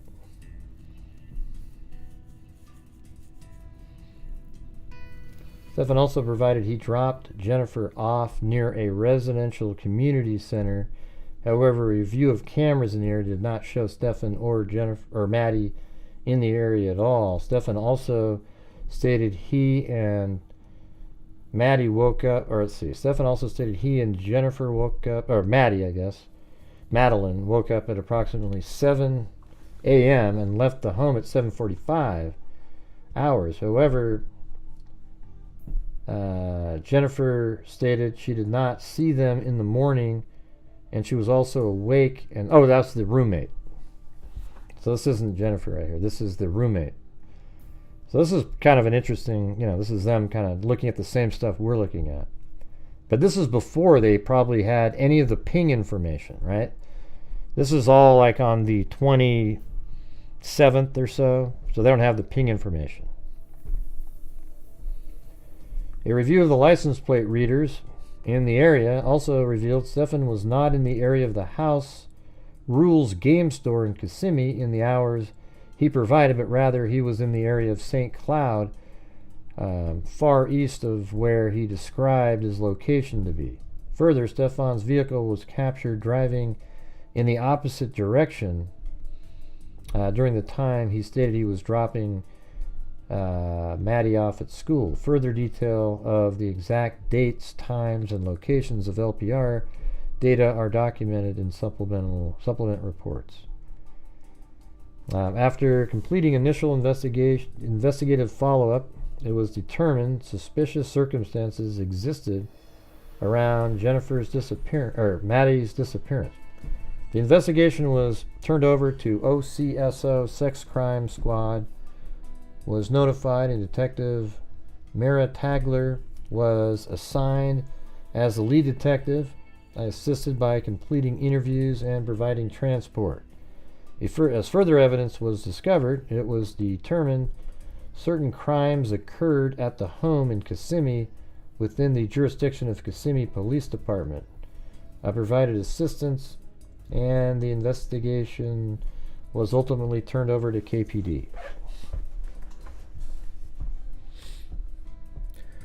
Well, back to Lowell City. Yeah, so I thought this was interesting up here, how they were kind of noticing. Jennifer originally provided the deputy Joseph that she saw Maddie on the morning of February 26th getting ready for school at 8. And this is what we've always said. But remember, Stephen Stearns comes home at 8:19. Maybe she just said, I mean, to me, even if she is lying to help Stephen Stearns out in some way, it just means that he guilted her. I think it means that he guilted her into feeling like she wasn't awake. He was doing her a favor.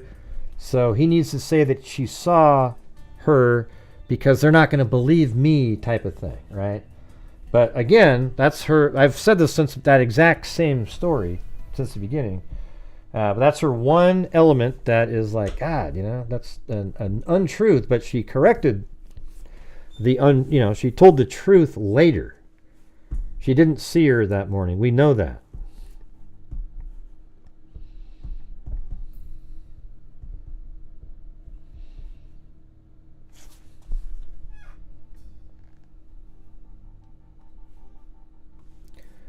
I'll show you where we're at on the goal.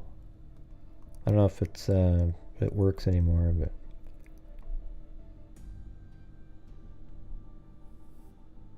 I don't even know if it's working. But we are woefully short. We're only like 60% again. At what point do you think Stearns realized they were onto him? Let's see. I think that one questioning he had when they said to leave his, don't get into his car. Right around that time when they were questioning about the McDonald's stuff and turning around, etc. Yeah, that I think it's all in that. I think that's the same time they took the phone as Quilty typed in. But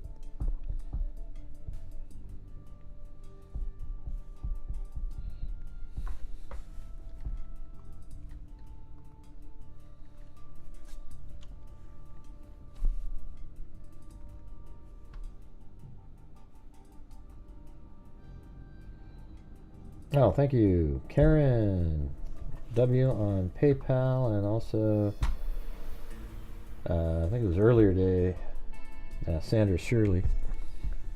Appreciate it.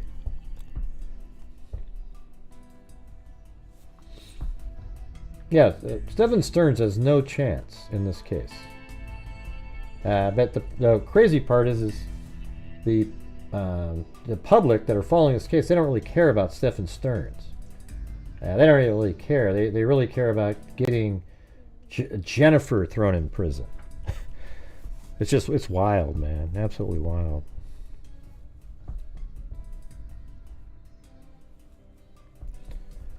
All right. So who's throwing me in prison tonight?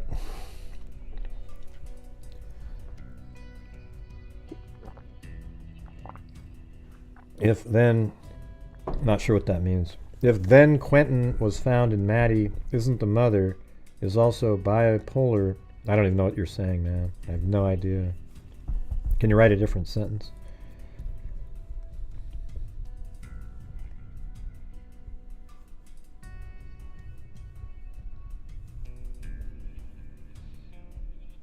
I don't know. I didn't do anything wrong, Annabella Roma. But being thrown in prison is about the only thing that seems to help sometimes.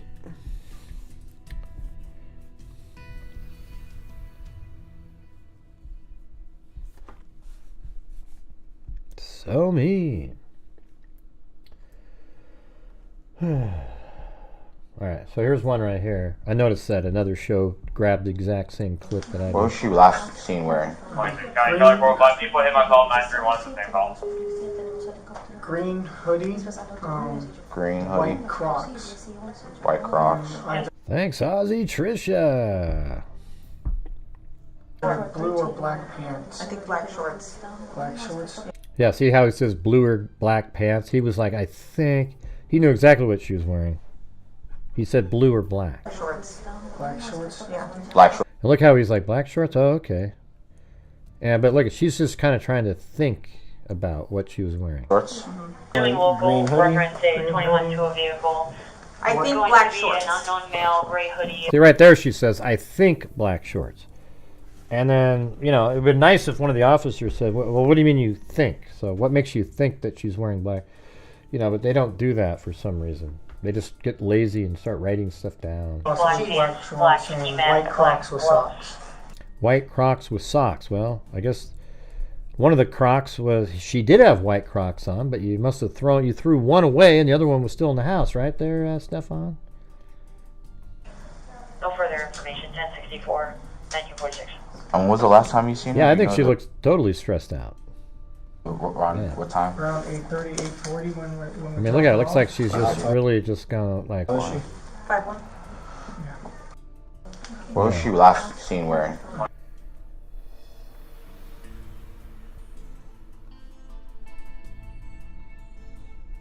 All right, here's another thing. At this time, Detective Acosta and I responded to the front entrance of the complex and made contact with security in reference to video surveillance. Detective Acosta and I reviewed the surveillance showing both the front and rear entrance of the complex, which exited onto Dyer Boulevard.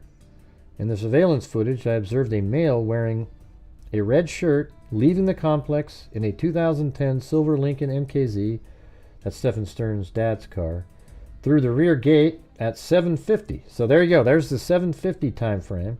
Earlier we saw 7:36 that she was seen in the vehicle, then 7:50 seen in the vehicle with a female wearing a green sweater in the front seat. This person appeared to be sitting upright with her head slumped over to the left side. At 8:19, that's when he went back to the apartment complex through the front gate, went back to the house, and apparently to get his key fob, but also, Jennifer says, help him put the leash on the dog. At 8:19 hours, I observed a male wearing a red shirt enter the complex through the front gate near North Hoagland Boulevard in the silver Lincoln with someone in the front passenger seat wearing a green sweater and once again slumped over. Then, just 12 minutes later, at 8:31, the male wearing the red shirt left the complex in the silver Lincoln MKZ through the rear gate with a female in the front passenger seat completely slumped over to the left. So that, that's like, he probably had to like push her back up again. Thank you. Hope for all. All right, we are now only 72 short. Negligence, child endangerment, child neglect. Hey, busy mom, are you going to is that all you're going to type in? Is that the only thing you have to offer on the show? Because that's like the 15th time you've typed that in. Your brain doesn't work correctly. Why? Because they don't think the way you do, Gray? No, it's because you're sitting there typing stuff in that currently has no justification. That's why. Yeah.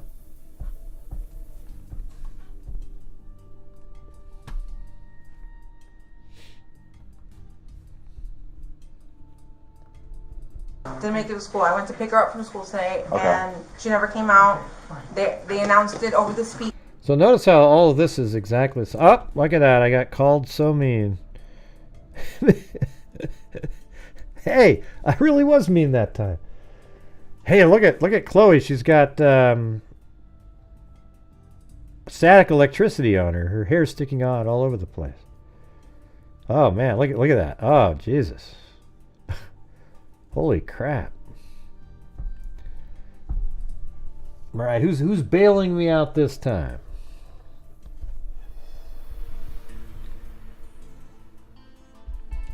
Just waiting for me to be mean. Yeah, Jennifer or Cindy always sets me up for the being mean. Look at Chloe's hair sticking out like that though. That's crazy.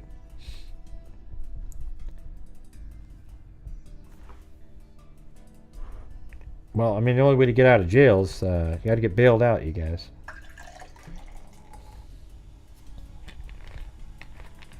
I was sitting on go.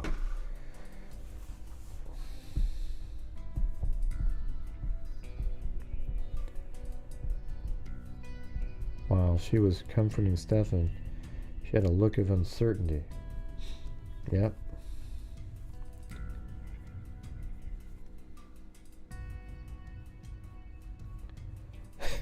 Yeah, it's weird to be...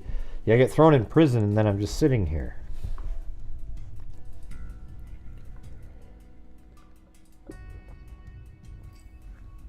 Right. I mean, this is only like, 4 hours after her realizing... But now she realizes she never made it to school. All right, I'm -2 currently because Cindy said no bail. Now we're at even, and not even there because that's just ramen from a blank slate. So she got me some ramen, and now we are at 3, which is kind of like, maybe somebody sent me a piece of cake with a file in it or something, or...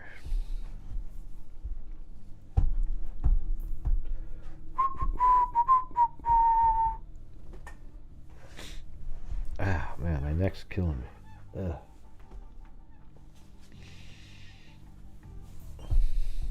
Oh, and a Snickers. So I'm still just at, I got a ramen and Snickers. So the bail is only at $3 at this point. Wow. Holy moly, you guys. I could be in there for like a month. Because somebody said I was mean and they threw me behind bars, Sonia. They said, you're so mean, and gave the jail symbol. It's still numb, because I had a negative one up there. How long did it take for your... it never went away. My left index finger's numb like forever, I think. But I can use it now. It's just numb. Has a little numb feeling on it.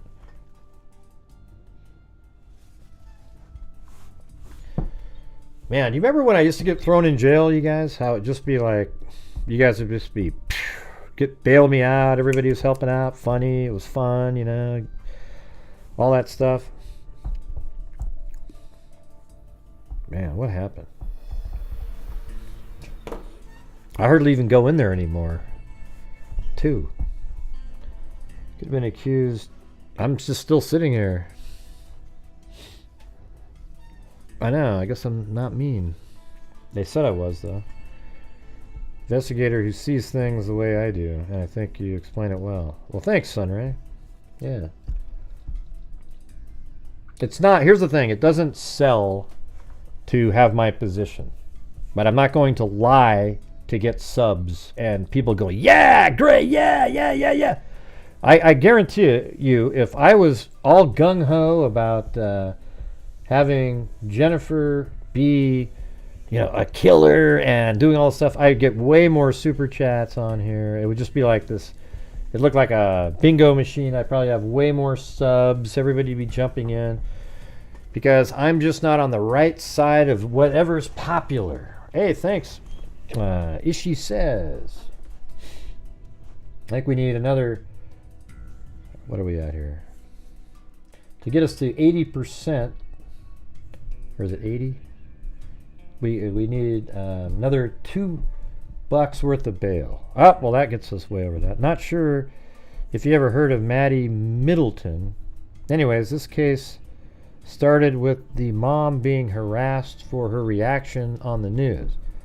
They blamed her and the dad until the actual murderer was caught. The killer was a teenager. Oh, wow. Yeah. No, I don't remember that one, but that just sounds so similar.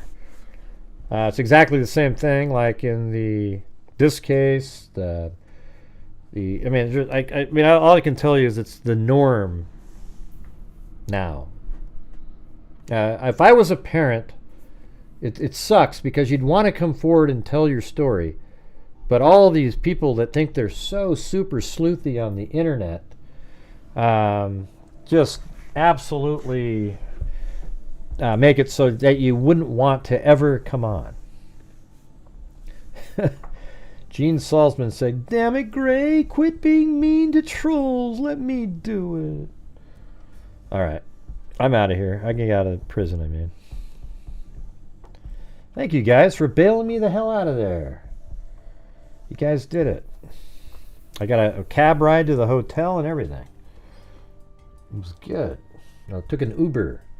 So now we're only 22 short of the goal, you guys. How do you like that? Oh, people in most of these sites want to throw her under the bus. I know, but have you noticed, like right now, if I was doing a show, if I made the title of this video, Jen Soto did it, here's why, I'd have probably 1,500 people watching right now. But what I have are people that show up and they go, oh, yeah, nope, she's the killer, everybody. He's not doing it, I'm gone.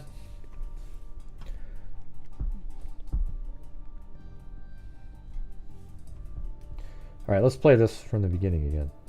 Didn't make it to school. I went to pick her up from school today, and she never came out. Well, first of all, let me say thanks up there to Cindy J, A Blank Slate, Amber Maiden. So Cindy J got me no bail. Amber Maiden ramen. Then Amber Maiden say, "Come on, let's getting the bail going." Then Aussie Trisha got me some Snickers, and then Ishi says send him some bail. Then Feral AFA, and then Pretty Good 49 had nothing to do with it, but I'm pretending it was bail. And brought up probably a case that's almost identical. And then Gene Salzman, damn it, Gray, quit being mean to trolls, let me do it. And there's the Navy swimmer. They announced it over the speaker, and I'm just like, maybe she walked here, because sometimes she'll walk here to this office. I came here, nothing. I went back to the school. Look at this tool just holding the phone over there. I mean, doesn't she seem more engaged in trying to find her daughter than he does? He is. I mean, he's just... I came here, nothing. I went back to the school. They were closed. I got an email from the school saying she was absent, but I also messaged her teacher, and he looked at her entire attendance today and saw that she was completely not at school today either. Okay. So she never made it. No, I like putting people down just like you, Busy Mom, who will never comment here again. You're an absolute wacko. Can somebody block that one? Yeah, that's like the 9th stupid comment made.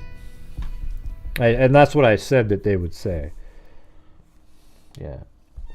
I don't care if you think that Jennifer might, like you go, man, I think she might have something, she might know something, and here's why, but you're not sure. If you sit there and say that you know for certain that she's involved, then that means you're not a real, critical thinker. Now, it could turn out in the future that they have evidence that, oh, she knew that he was abusing her, and then I'll change my mind immediately once that comes out. But in the meantime, it's not out there, and it's irresponsible to treat her as if she's a criminal without any information at all that actually points to her as one. They were suspicious, kind of wondering why her story changed a little bit, but none of the stuff that she said is material to the 8 o'clock in the morning is, again, like I said, the only thing, because that would be trying to help Stephen Stearns for a sighting at 8 in the morning. And so that's the one, but she immediately cleared it up the next day and everything. So I don't know. School today, and she never came out. They announced it over the speaker, and I'm just like, maybe she walked here, because sometimes she'll walk here to this office. I came here, nothing. I went back to the school. They were closed. I got an email from the school saying she was absent, but I also messaged her teacher, and he looked at her entire attendance today and saw that she was completely not at school today either. So she never made it. Yeah. So that matched everything. That story right there, and her ping information. And I guarantee you law enforcement sees how, okay, she's pretty much telling the truth. She did say that one thing, though. Just as we've said. I'm getting a random 407 number. Okay. Hello? Yes? See, this is one that I brought up, and then I saw it on a show. They did the same moment. But watch this. Watch. I'm getting a random 407 number. Now watch how she answers. She answers excited. I'm sure it said, hey, are you the mother of Jennifer? Or I mean of Madeline? I bet you that's what was said. Watch. Are you the mother of Madeline? Yes? Yes? Yeah? And now look at, like she's kind of like excited for a moment. Now he's pretending. Watch how crazy this is. I think there was some analysis I saw on the show. They got this part wrong. They said he was like stoic and didn't have a reaction. No, he didn't. He pretended he had. Watch this. Watch this. Hi, Principal. I'm okay. How are you? Oh. Like, see, everybody was excited. Look at everybody else. They're all hoping it's somebody that knows. See, watch them. Watch. Well, I'm okay. How are you? Now watch. No. A big sigh of, we just were hoping that was her. But he had already killed her and put her in, it's like, this is incredible. This is what I'm saying. This guy is a psycho. Think about this, that he had the actual thought process to be able to sit here, see a phone call come in, and look at her and go, look, she's excited. I've got to act. And then I think he picked up on the cue that the rest of them were upset, and he goes, "Oh man, watch." Okay. Hello? Yes? Hi, Principal. I'm okay. How are you? Oh man. No. Boy, God, that is incredible that he had the ability to do that. Don't you guys agree with that? Hey, thanks, Sandy Shirley. You made bail for your pups need snacks. Totally agree on Jen Soto. My CrimeCon ticket bought and rooms reserved. Oh, I think I'll be going to Denver. I'm gonna try to get a place at the Denver one. That's close enough. I'll probably just drive there too. You know, shit. Anyways, yeah, Denver. Finally, they're having something a little bit out this direction. I gotta put this massager on my neck. It's like killing me. So you already got him already, Sandy? Jesus, when is it?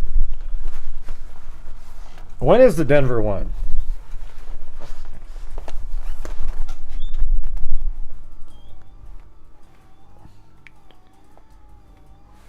You guys got to admit that that's just pretty incredible right there. Hey, guess what, everybody? We're only 9 short of the goal. Is that amazing or what? Look at this. One more time. Let's watch the amazing impromptu acting ability. Oh, yeah? Yeah, you live over there, right, Timothy? Yeah, that'd be sweet.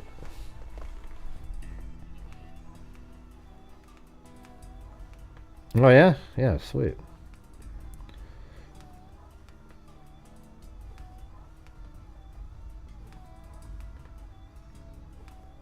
Now, oh, it's this year? This year? Holy crap. Why is it already this year? Yeah, I don't know. Let's read. Oh, 2025. Okay, good. I thought you were talking about, like, coming up. Because I got to do, try to do the Delphi in October. There's no way I could do that, too. Hey, let's watch this again. Look at the amazing, speedy, impromptu. 7 Stern just immediately able to just kind of... Hey, thanks, Paulette Leonard and Ozzy Tricia. I'm getting a random 407 number. Okay. Hello? Yes? Wonder if he was going, whew, meaning, hey, we found her body. It was over. And he's like, whew, okay. It was just the principal. Okay. Hi, Principal. I'm okay. I don't think so, though. I don't think so, though. He's like, now watch. Really wants to get that deep breath in and sell it that he was just so excited for a moment. But now is leaving or letting out a massive sigh. God, that's crazy. But maybe he was able to sell it that well, as because he's using the method acting of believing that. At first he thought somebody found her, and he's like, oh, okay, phew. Something like that. You have from the jail. What jail? The Riley Strain? Why is people... The only thing in the Riley Strain case was the person running away on surveillance footage about a minute after he would have been in the water. Nobody's ever explained that.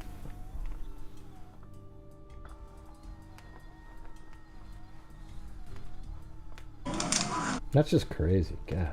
Man. There's another clip. If anything, on Sunday, she celebrated her 13th birthday with my entire family, and she had the best day. She was so happy. She showed us all her gifts.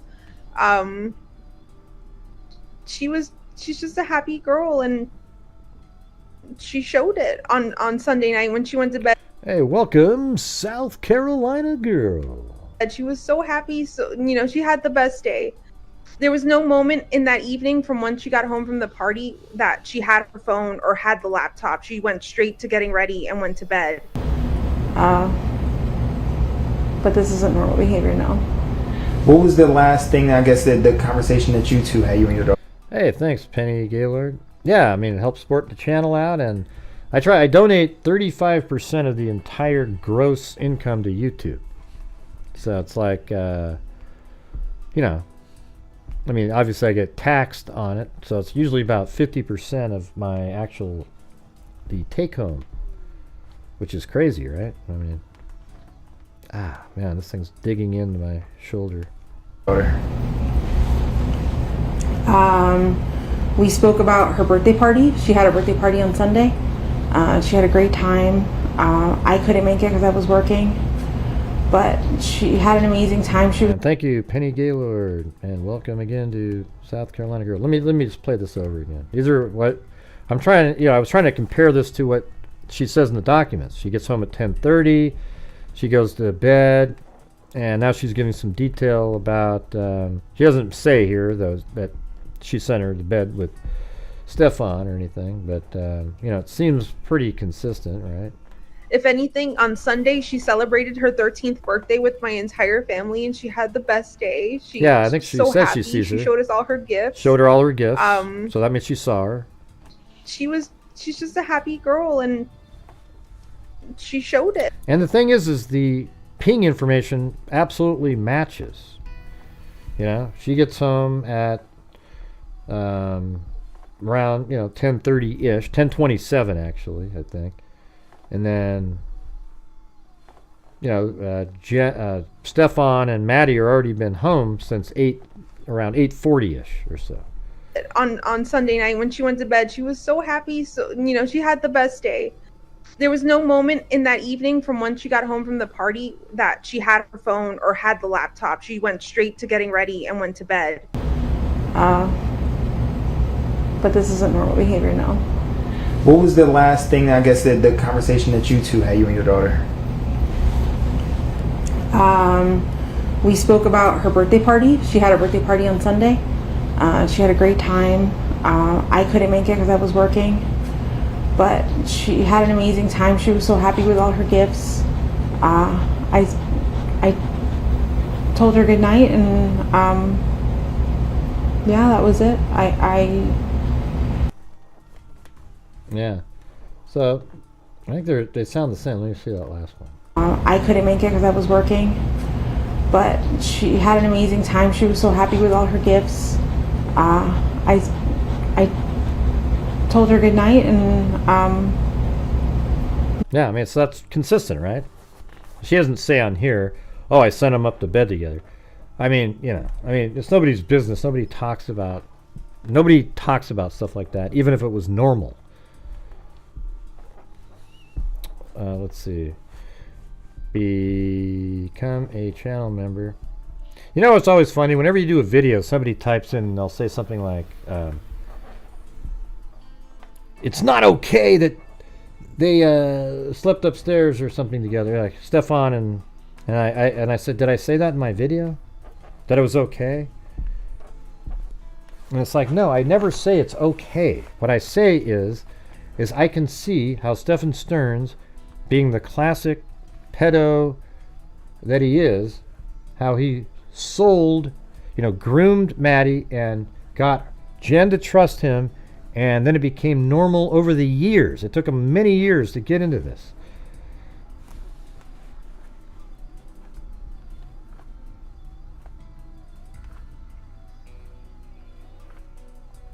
But why? No, I just said it, Cindy. Who says that stuff?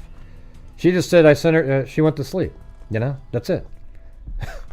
See, you're always just. See, that's what I'm saying. Your brain is just. You know. She said it when the police asked because she wanted to get really specific. You know, this is just an interview. Yeah, she went to sleep.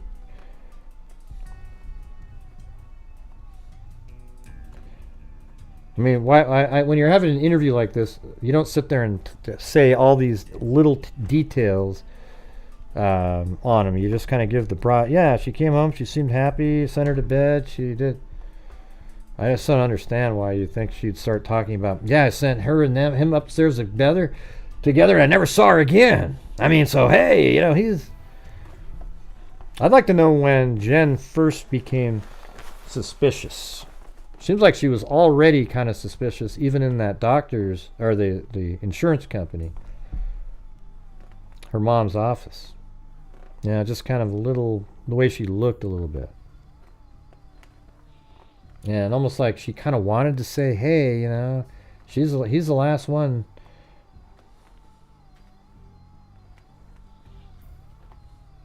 Especially when it's paused right there, Zozo. Is that what you're saying? What's funny, Sunray? What's funny?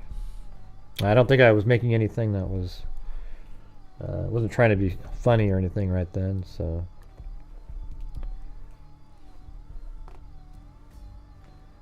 What?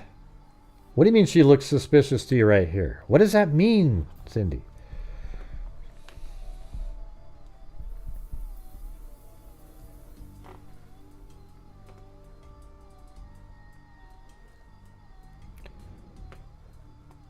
I do too. Oh yeah, my sarcasm? Okay. Sometimes I don't even realize I'm being sarcastic because it's just so frequent.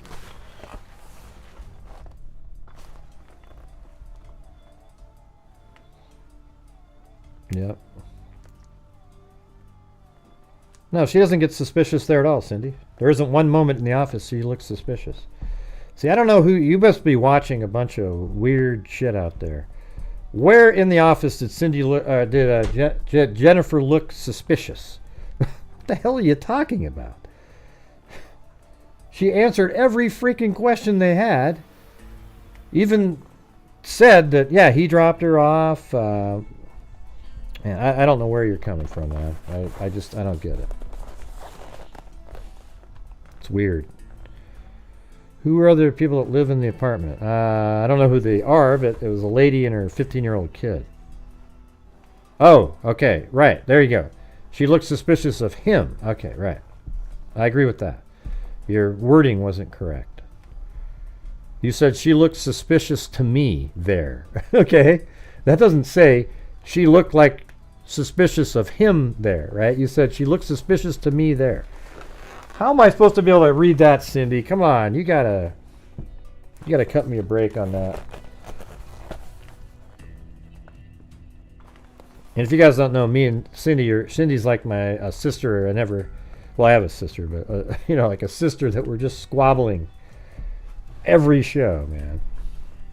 I can't read my... Okay, girl code. You're right. There you go.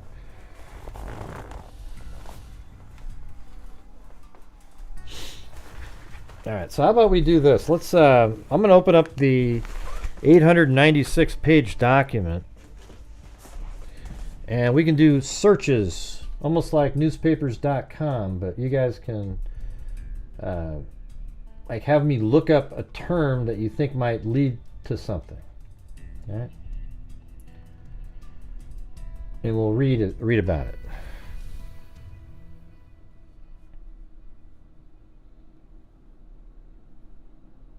I'm going to actually put... Oh, Jesus. This light just came on in here. Jesus. So bright.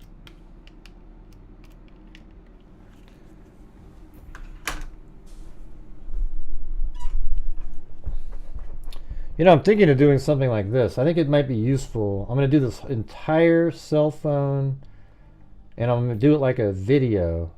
So let me show you what I'm talking... Well, forget it. I'm not going to say it. What do you want me to look up? I get people copy every show I do. There's somebody out there that does the same thing and pretends that they thought of it. So anyways,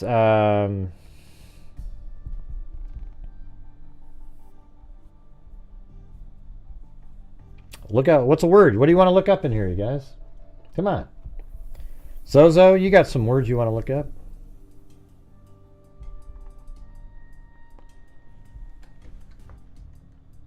I don't know, does it say inside car? Well, it doesn't show up in there.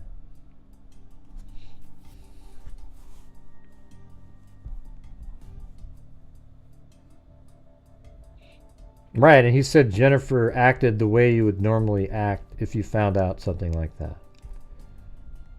Mm-hmm.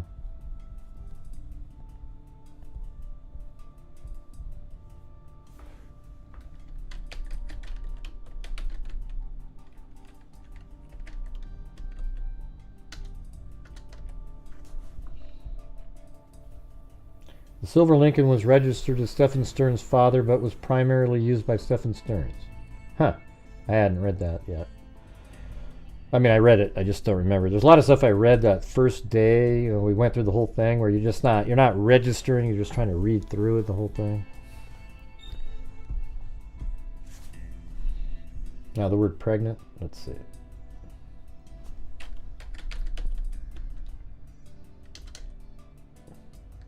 No, but with child is in there. I'm just kidding. Who's the third car belong to? I don't know. Did he have his own car? Yeah, we haven't figured that out. I think it's Jennifer's car, Stephen Stern's dad's car, and maybe he had his own car that he didn't use. I don't know.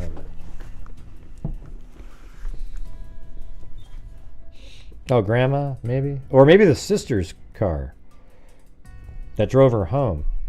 That might mean something.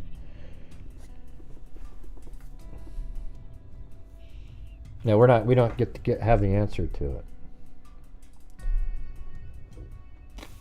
It was primarily used by Stephen Stern. The information I observed was provided by Kissimmee. All right, let's see. Lincoln. There's 43 times it's brought up.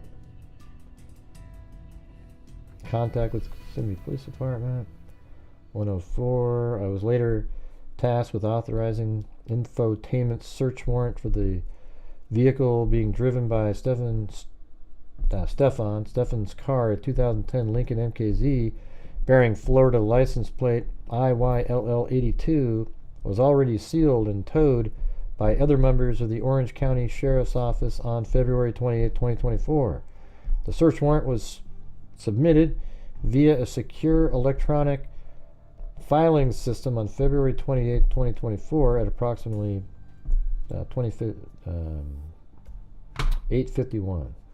Anyways, let's try to find the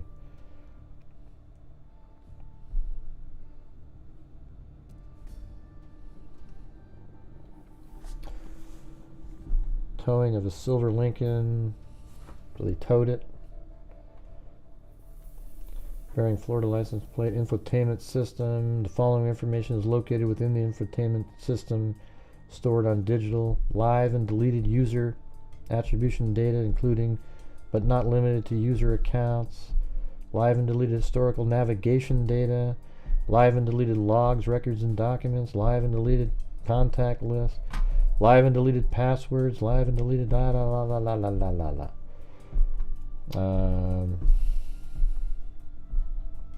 I don't think this is just about the infotainment system.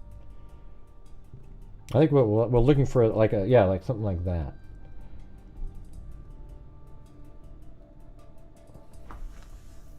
Trace vacuum filters from Lincoln. Emblem from trunk.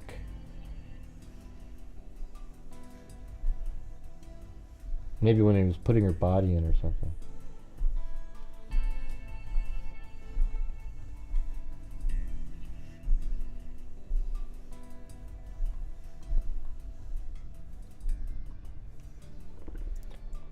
Vacuum filters from the Lincoln. Oh wait, what did that say? Emblem from trunk, emblem from glove box. Advised she was seen the silver Lincoln but does not remember when. Oh, this is a part about. This is interview number 2 with who's this interview with? All right, this is Jennifer.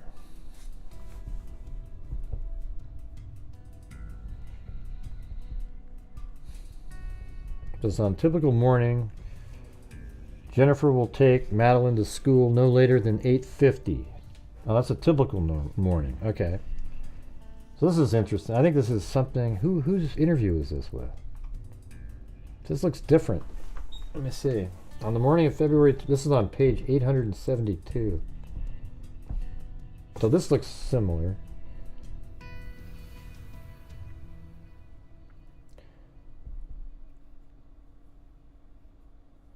Jennifer reached Madeline's friends and teachers to see if anybody saw her at school and was informed Madeline was absent the whole day. At this point, Jennifer realized something was amiss. So this is just like the other officer's interpretation.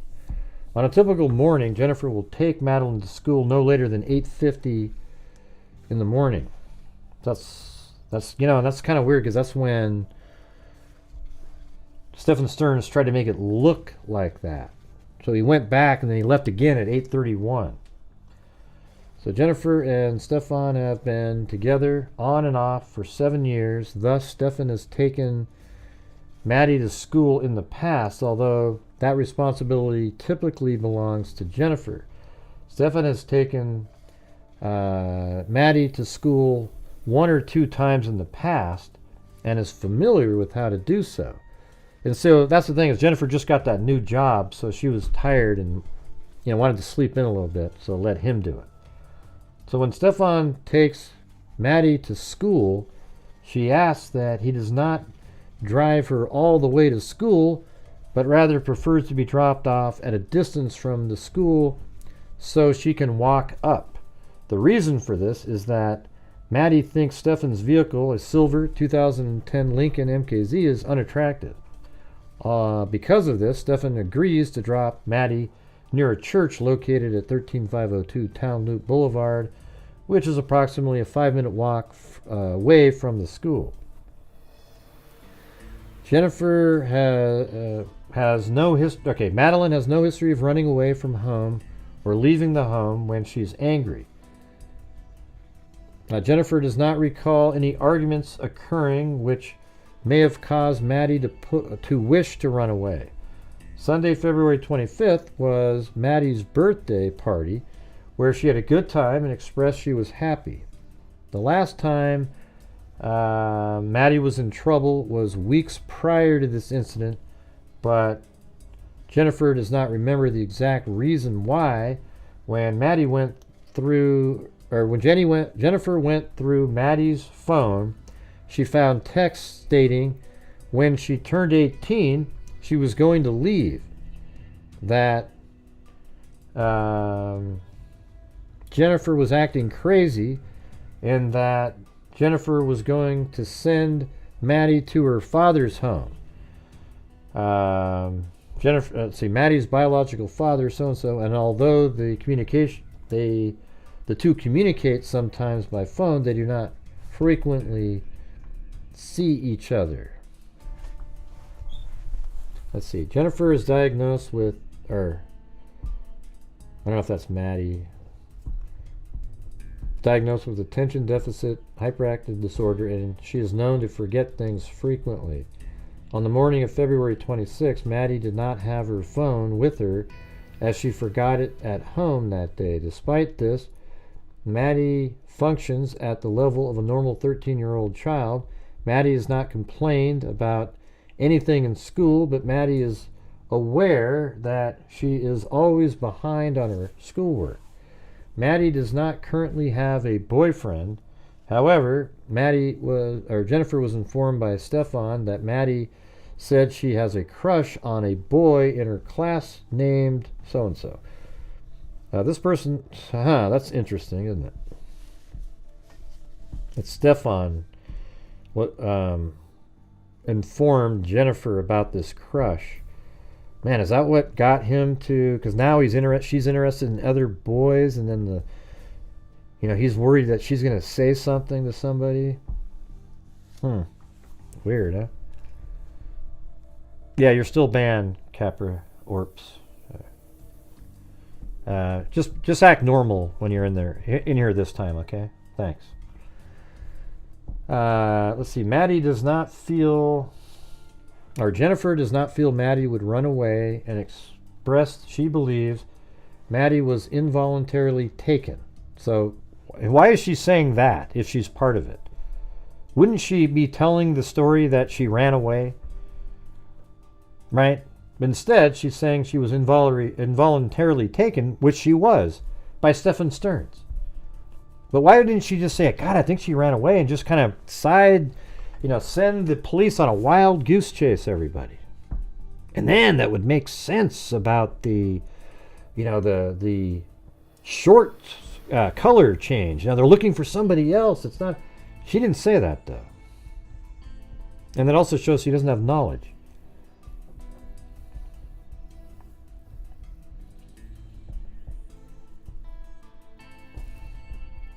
Jennifer was aware of security camera footage recorded in the area of where Maddie was dropped off. Jennifer stated, "It's not abnormal for Maddie to sit in the parking lot of that church while she waits to be picked up from school, and so she is familiar with the church parking lot. Maddie does not know why, or Jennifer does not know why Maddie would stand in the parking lot instead of walking to school."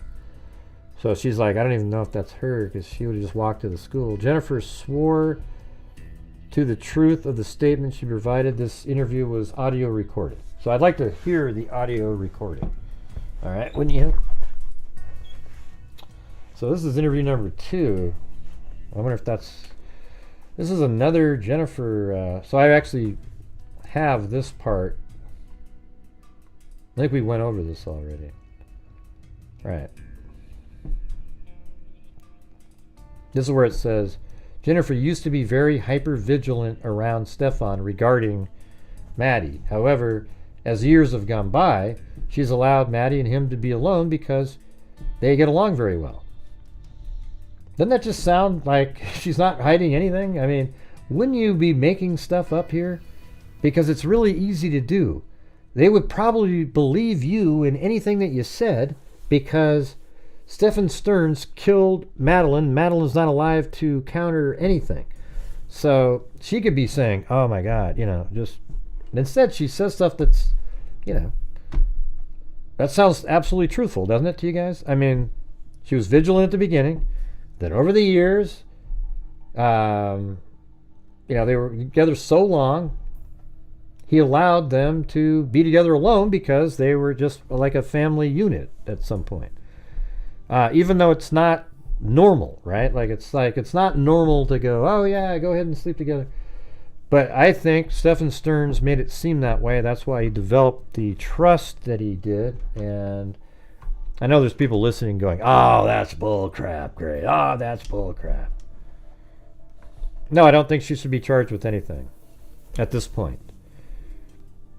Arm designs. I don't think Jennifer should be charged with a damn thing at this point. There's no negligence. There's no anything. I mean, it's so weird when people go, it's negligence, it's negligence. Well, how come? They had a house where there was trust built up. She believed it. He was using them, and he is the one solely responsible. It's just like those... No, I mean, there's just so many examples out there. Right, exactly. And he was grooming Maddie the entire time so that she would never say anything. And who knows if he was using drugs at all those times. I know, the only thing we have on Jen is the 8 o'clock in the morning sighting she claimed.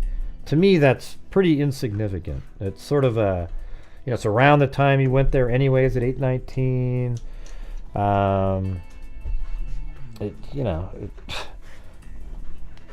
The next day she told the truth on that too. So if you want to say it was a lie, what it could be. She probably realized that that was a lie and not true on her sworn statement.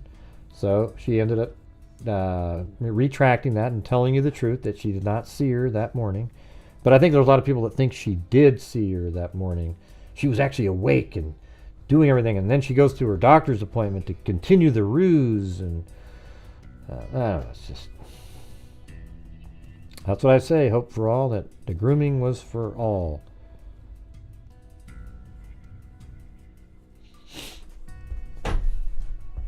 Yeah.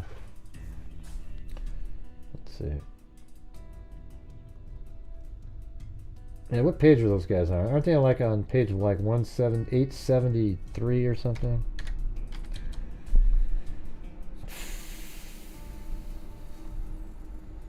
Interview of, okay, that's maternal grandmother. Roommate. Okay, here's the roommate right here. That was pretty quick. So it says right here, this a roommate identified herself as, Jennifer's roommate. She and her 15-year-old son have room in the home. The roommate last saw Maddie on the afternoon of Sunday, February 25th at 12:30. So remember, she went to the party at 3, so it was before that. The roommate did not see Maddie return to the home because she was already in bed at 8:45, because she gets up early. Further, the roommate did not see Maddie leaving the home, as she always leaves at 7:45, and she's talking about herself. So she always leaves by 7:45. So she could leave at 7:30 or 7:45. So, interestingly, we have Stephen Stearns throwing the white plastic bag with the backpack and the crock in the garbage can at 7:36. So did she just leave and then he did this stuff? Like he was waiting for her to leave because he didn't want to exit where the roommate's there? Because now at the house, the son might still be there, the 15-year-old, but the mother's not there, meaning the roommate. But she always leaves by 7:45, so the timing of Stephen Stearns at the garbage can and leaving might be associated somehow with this person, because remember, he leaves at 7:50, he's driving away with the body propped up. But you would think he'd want to wait for the roommate to leave so that she wouldn't see him propping her up in the car or whatever he's doing. So he might have waited, and maybe she left at like 7, but he was at the garbage can at 7:36 though. So did he go to the garbage can first? I'm a little bit interested in this too, is that at 7:36 he throws the white plastic bag with the backpack and the laptop inside in the dumpster, but there's 15 minutes before you see the car driving away. So did he actually go back to the apartment at that point, and he just got rid of the plastic bag and the laptop right then? Because where's that 15 minutes of time? I mean, look at it. It's just...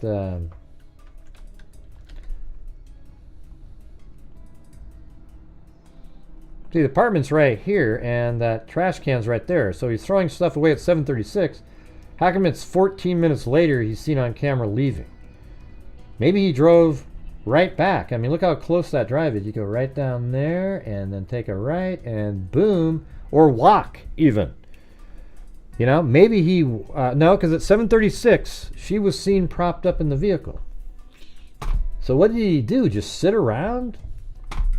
Because remember at 7:36 they said she was seen propped up in the vehicle? So, yeah, it'd be sure interesting to see what time that roommate left on camera. Yeah, it's pretty crazy.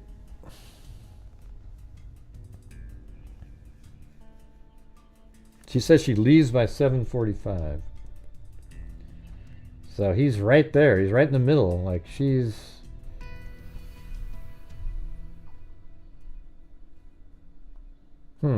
And you know what? She probably would leave out the front or something too. So he probably knew which way she normally went, or, I don't know. But he could just be 7:36. He's got her propped up over here already at the dumpster. And then he leaves at 7:50. I'm a little bit confused what he was doing for those 14 minutes, though. What do you guys think he was doing? Stephen was staying in the home for approximately 6 months. However, he moved out of the home 3 to 4 months prior. Stephen and Jennifer broke up, but still agreed to live with one another until he left. Okay, so they broke up, but he left in December, so like 2 months before. Stephen and Jennifer had been together for 5 or 6 years. I think it was 7. This roommate did not see Stephen at all until the afternoon of Monday, February 26th, and does not believe he arrived at the home until the night of February 25th. Right, okay. The roommate did not share any concerns about any activities in the home. However, she did share that, let's see, Jennifer sometimes has trouble. Okay. Let's see. I don't know if that's who that is. She did share that Madeline sometimes has trouble regulating her emotions, maybe. The name's longer. Jennifer's black out spots shorter.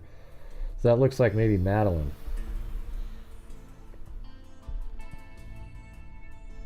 You guys want me to go through some of these here? Although it's getting kind of late here. I'll do the one with the science teacher, I guess. So so-and-so identified herself as a science teacher.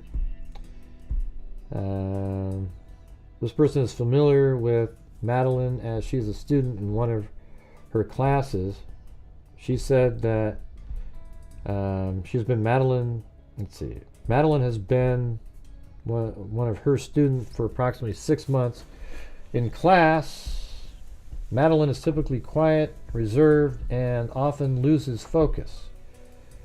Madeline frequently states she is not feeling well and has to go to the school nurse. I wonder if that's from being drugged. Madeline started the year in this teacher's 3rd period science class, but was recently moved into 6th period science due to issues in another class she was having. I wonder what that was. Although Madeline's grades have always been D's and F's since moving into the new period at the beginning of the year, Madeline has only turned in 1 or 2 assignments. Sounds like she was struggling. I think Stefan was, I don't know, man. Although Madeline is frequently withdrawn and quiet, the teacher never attributed any of her behaviors to being sad or depressed, but rather explained it as something of students who struggle with learning to be lightly withdrawn. On January 22nd, 2024, the teacher noticed that Madeline had been more tired since moving into her 6th period class, and so she sent a message to Madeline or some other teacher to notify her, or probably Jennifer, to notify her. And then Jennifer responded that Madeline did not take her medication that day, and that was the reason for the behavior. However, the teacher noted the tiredness extended beyond just that day. Madeline has never made any suicidal comments or threatened other students.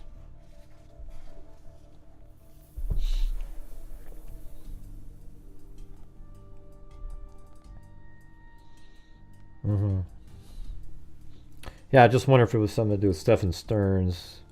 Just made her feel like, that whole withdrawn thing sounds like something that he created, maybe. Anyways, my neck's killing me up here. Hope you guys thought the show was at least interesting, going over some of those things.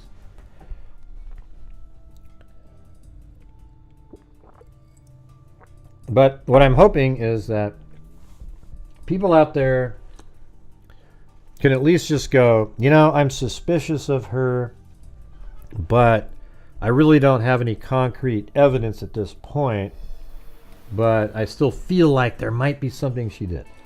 I can understand that, but it's the vitriolic individuals who just go, oh, she should be locked up, she did something, and just on and on and on. It's really childish. It's really odd and strange. Never seen anything like. Well, I have actually. Other cases are similar.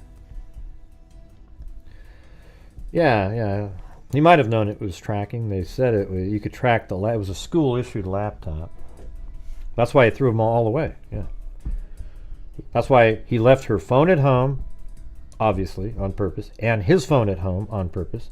And he threw her laptop in the garbage because it could be tracked. And so now it's just him, and he moronically didn't realize that there was like 92 cameras on the same road that he took out there. Anyways, I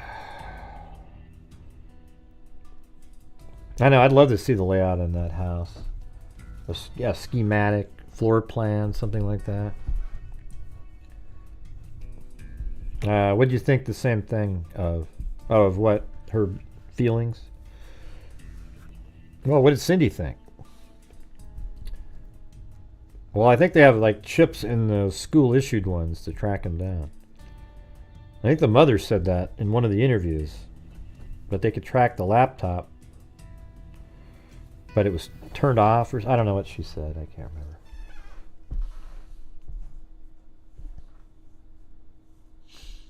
remember. Yeah, they left the hotel that night. Yeah, where is that? That's in here. Oh wait, I remember that. God, what page was that on? Wasn't it like 35? No.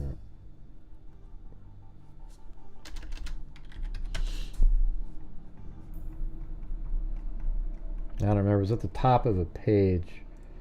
Well, like I think it was something like this. Like, he left the hotel at 3:45 in the morning, and then his dad left at like, 7:35.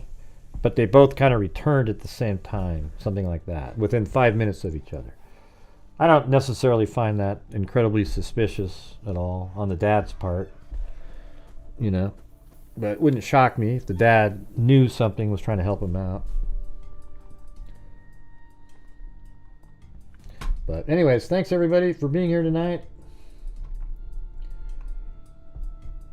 Thanks Gloria Batari, Mike S, Esther M. Sorry I couldn't find more information on your family case, but Always Me 1969 new member, then Sean James new member, Flounder 23, the Docket came in here, Heather B, Michelle H, Wendy Van Rokel, Hello Kitty, Wonder Woman, Green Eyed Bandit, Claudia Neubauer, Gene Salzman, Farrell AFA, Michelle H, Amber Maiden, Linda Howell, Cheryl Bullock, Dejected Smiles, Farrell AFA, Jessica Schubach, Ozzy Trisha, Hope for All, Cindy J, A Blank Slate, Amber Maiden, Ozzy Trisha, Ishi Says, Farrell AFA, and Pretty Good 49, Gene Salzman,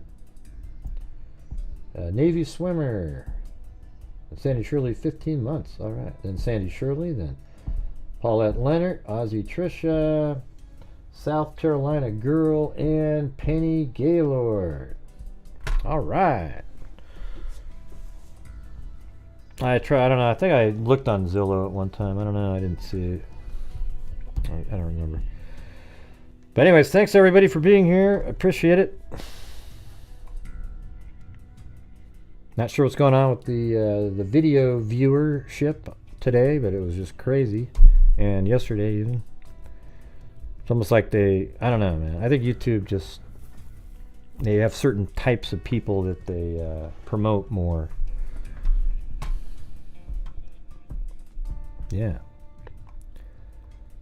But I hope you guys don't mind I was just trying to do my neck's just killing me right now, so I'm kind of like, But that's just what my opinion is on the case, everybody. I don't think there's any information at all that shows that Jennifer Soto had knowledge, nor... Now, if they come out with that information, I'll jump on the bandwagon with everybody else. But there is none now.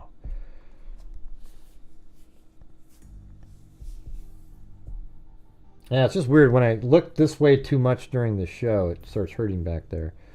But usually that little massager clears it right up. But anyways, thanks everybody for being here. We'll see you tomorrow. And as I always say, until next time, be safe out there. Be safe out there, Gray. Quite a while now.